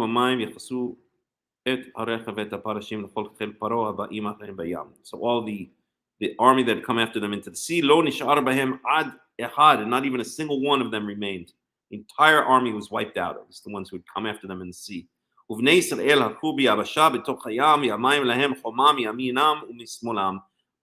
children of Israel, and it's kind of a summary sentence, right? Because we saw this above. It said that it was a wall on the left and the right, that same word, choma, a wall, like the wall around Jerusalem. And the children of Israel went upon the dry land within the sea, or on dry earth within the sea, and the water was like a wall on their left and to their left and to their right. Okay, verse 30. On that day, Yehovah saved,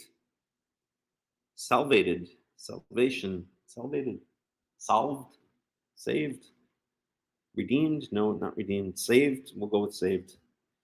Since salvated is not a word. Salivated is a word. Saved. On that day, Israel from the hand of Egypt. V'yar Yisrael et Mitzrayim met al sfat hayam. And Israel saw Egypt dead on the shore of the sea, on the seashore, right? So I guess the sea washed them back onto the seashore, and there they were, the entire army of Egypt dead. Ooh, what a nice sight that must have been. I'd give him $1 million. No, I'd give more than $1 million to be there. And Israel saw the great hand, strong hand. In other words, the great deed, strong deed that Yehovah did upon Egypt, or did to Egypt. And the nation feared Yehovah in a good way. And they believed in Yehovah, Moshe Avdo, and in Moshe his servant. So remember, there was a lot of doubt over Moshe. There will continue to be a lot of doubt over Moshe, right? But they weren't too sure about this guy Moshe. They were having a lot of problems with him, right? He came and he promised them things were going to be better, and things weren't better.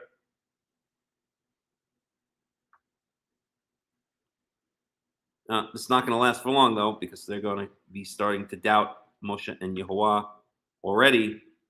Not in this chapter, because now we have this Shirat Hayam, which we're not going to go into because it's getting too late. But then we have the waters of Marah.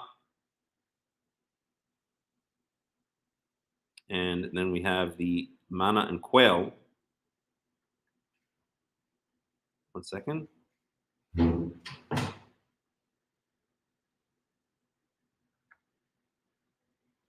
What? You gotta wait a couple minutes, right? Yeah, you can. Here. As long as it stretches and it doesn't bother me here. Okay. So, yeah. Well, here's something else. Bamidbar Sin. Okay. Me'elim.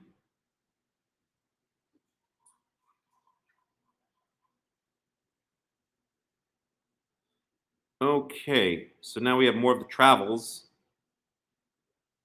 Just going to go another couple minutes. So we have the Song of Deliverance, beautiful poem.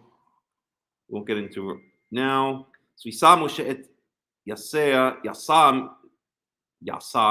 Moshe et Yisrael. He feel form. V'yam suf yitzu el midbar shur v'yelchu shloshet yamim b'midbar v'lo matzu mayim. So they went out to the midbar, the desert of Shur. Yavo Marata.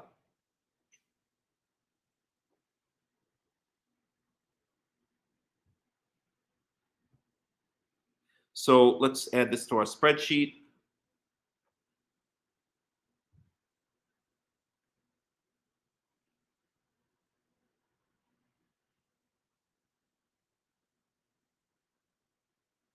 So they went 3 days. Should I add this? This is not really a place stop. They just went into the desert of Shur.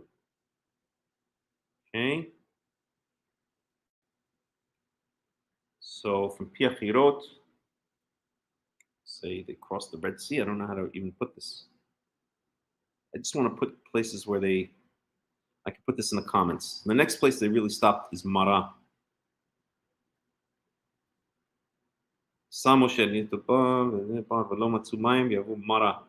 Marata. So that's the next really place they stop, Marah. Let's put that down, Marah.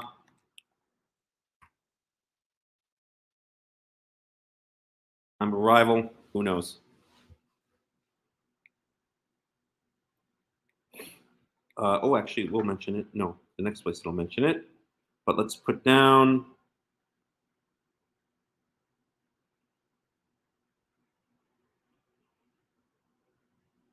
So, yeah. So they get to Marah. So this is Exodus 15:23.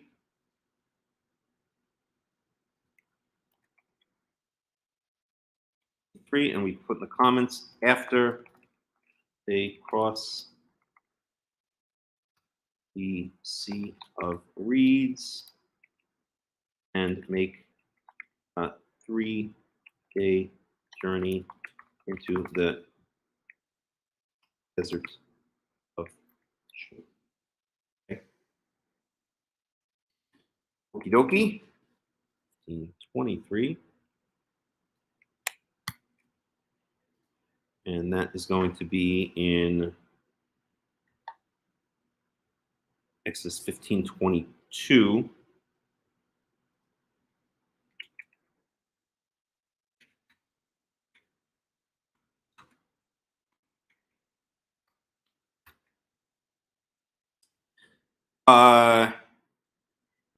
Right. Times we don't know exactly. So then we have this whole thing. Moshe throws the wood or the trunk of the tree or whatever, the wood into the waters, and they become sweet, and everybody's happy.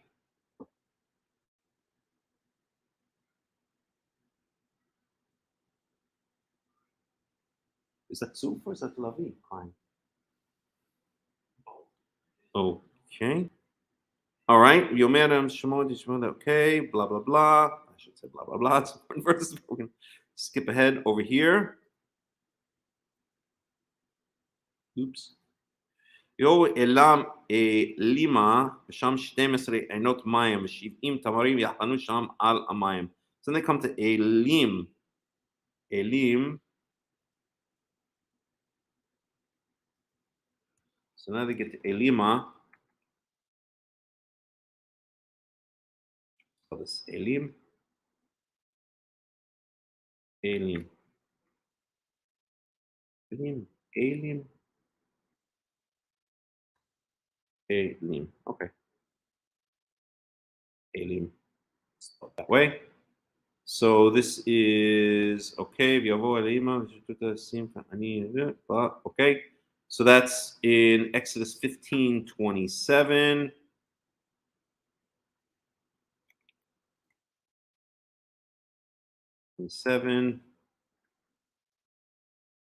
And we don't know when they came. And then it says that Sham 12 einot mayim v'shivim tamarim yachanu sham ala mayim. So there we have 12 wells or 12 springs. 12 there. There are 12 springs or wells and 70 date trees. That's going to be in Exodus 15:27.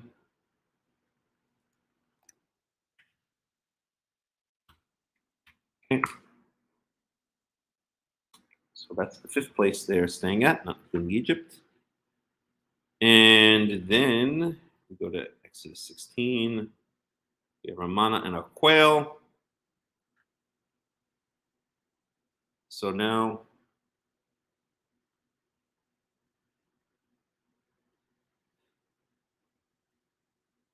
okay, so Yisu me'elim. So that's going to be they're out of there. The out of there verse for Elim. So that's 16:1. So we get the heck out of there on Exodus 16:1. Okay. And where do they go? Midbar Sin. So they went into the desert of Sin, between Elim and in between Sinai. So they're getting closer to Sinai, which we know occurs approximately 3 months, but not on Shavuot, after their exit from Egypt, right? So they're getting closer to Sinai. They're in Midbar Sin. So Midbar Sin is where the Sinai is. Okay, where Mount Sinai is. So they travel 3 days. What does it say? Oh, and it says exactly when they arrived. Okay. Oh no, I'm sorry, it doesn't say. So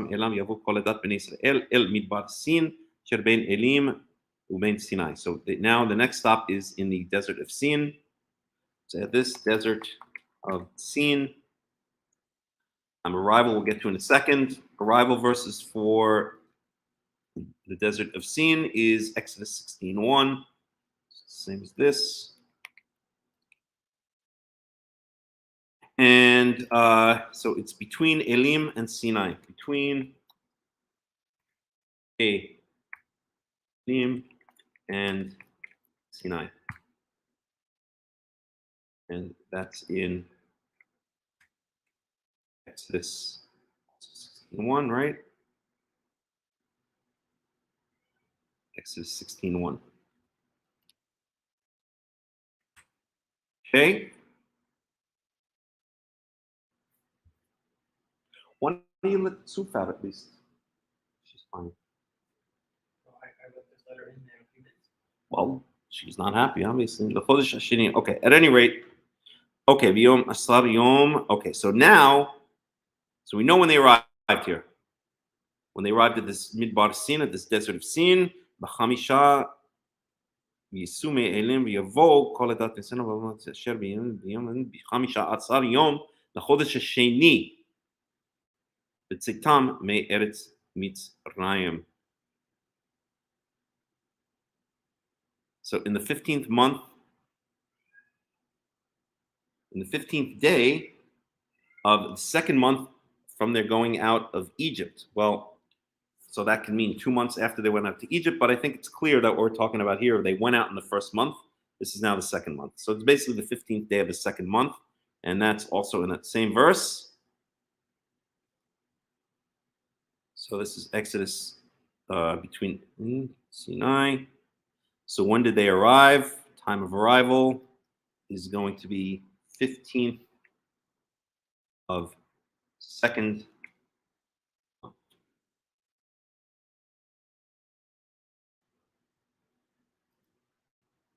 16:1, and I guess I should list that. Yeah, that's also 16:1. And then they complained.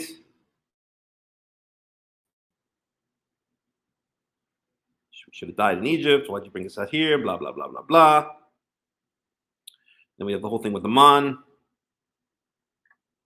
Just looking for place names, and then we're going to end the study. Okay.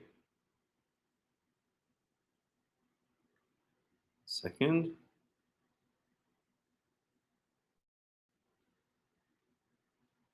Then we have the Slav, right?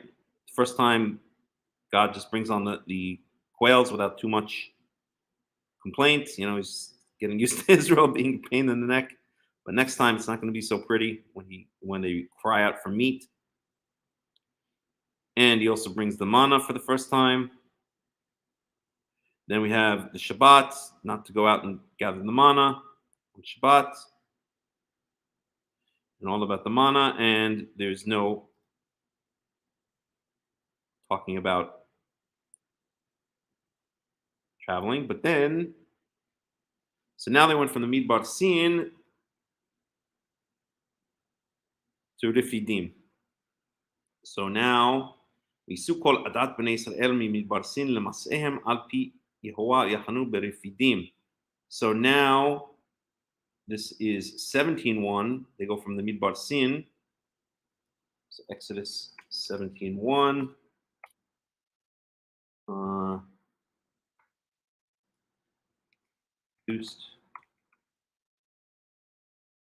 Introduced quail. No, we'll do it this way. Quail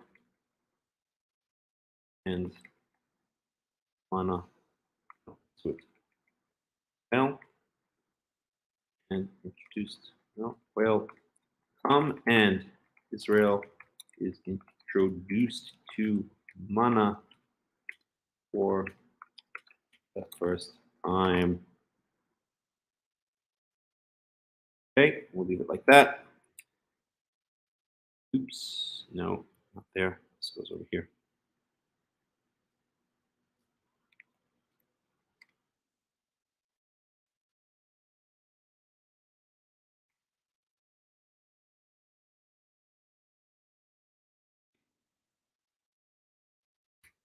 So that is Exodus 16. I'll quote that. Okay. I don't need the verse for that. It's clear it's in Exodus 16. So the departure verse is Exodus 17:1. That's when they get the heck out of there. and they come to Refidim.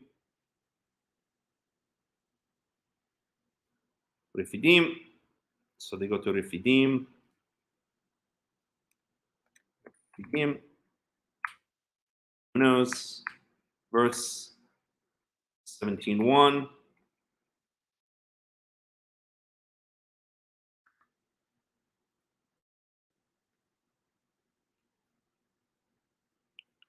In Ma'im Nishtot Am, and then they argue with Moshe again. Okay, it's one of the.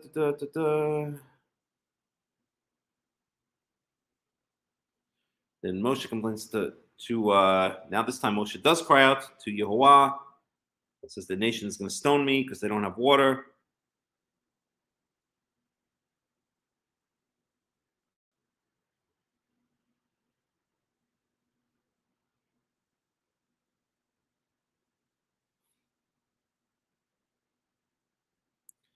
Hinini omed lefanecha sham al hatzur bechorev. So chorev is the other word for Mount Sinai, and they're in Refidim. We know they're between Elim and Sinai. So this is, I'd like to check this out more, but we don't have time.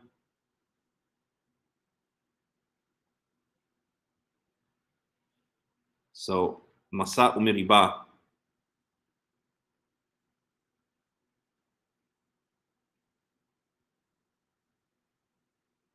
So this place is also, this Refidim place is also then named Masa Umeriba, right? They haven't moved.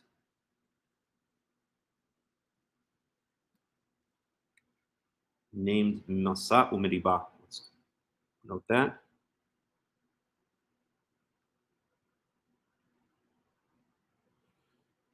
Okay. Named Masa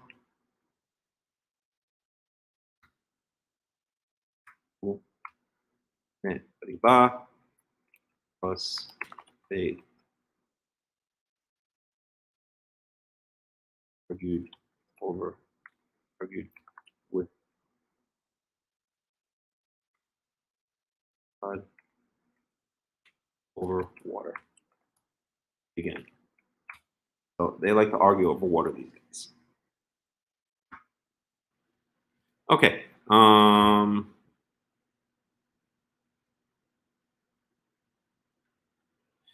Okay. Then we have the Amalekites come. Yavo Amalek v'yelachem Am Yisrael beRefidim. So it's clear they're still in Refidim, right?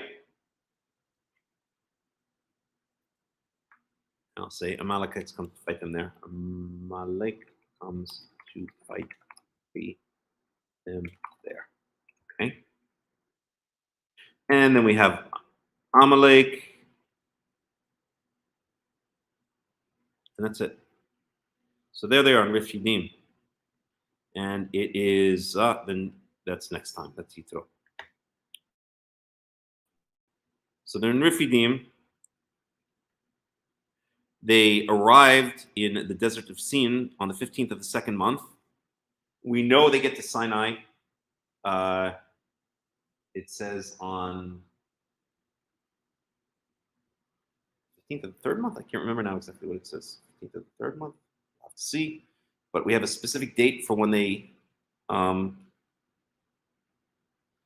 at Sinai. So we kind of get an idea of what's going on here. They left Egypt on the 15th of the first month.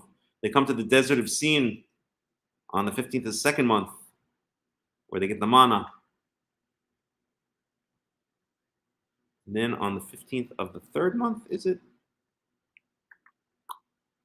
Well, we'll get to it next week. Okay, we're going to end the study here. It's been an amazing, amazing study. As always, we'll continue to fill in this spreadsheet as we have other spreadsheets. And, complaints. I forgot to do that. Maybe I'll just do that another time. It's too much for now. Okay, let's go back and do it. And that's it. So we're going to end the study. Thank you for attending. This has been Hakham Melech ben Yaakov of the World Alliance of Qara'im. And I'm going to end the study now. I wish you all a Shabbat Shalom and a Shavuot Tov. Shavuot Tov.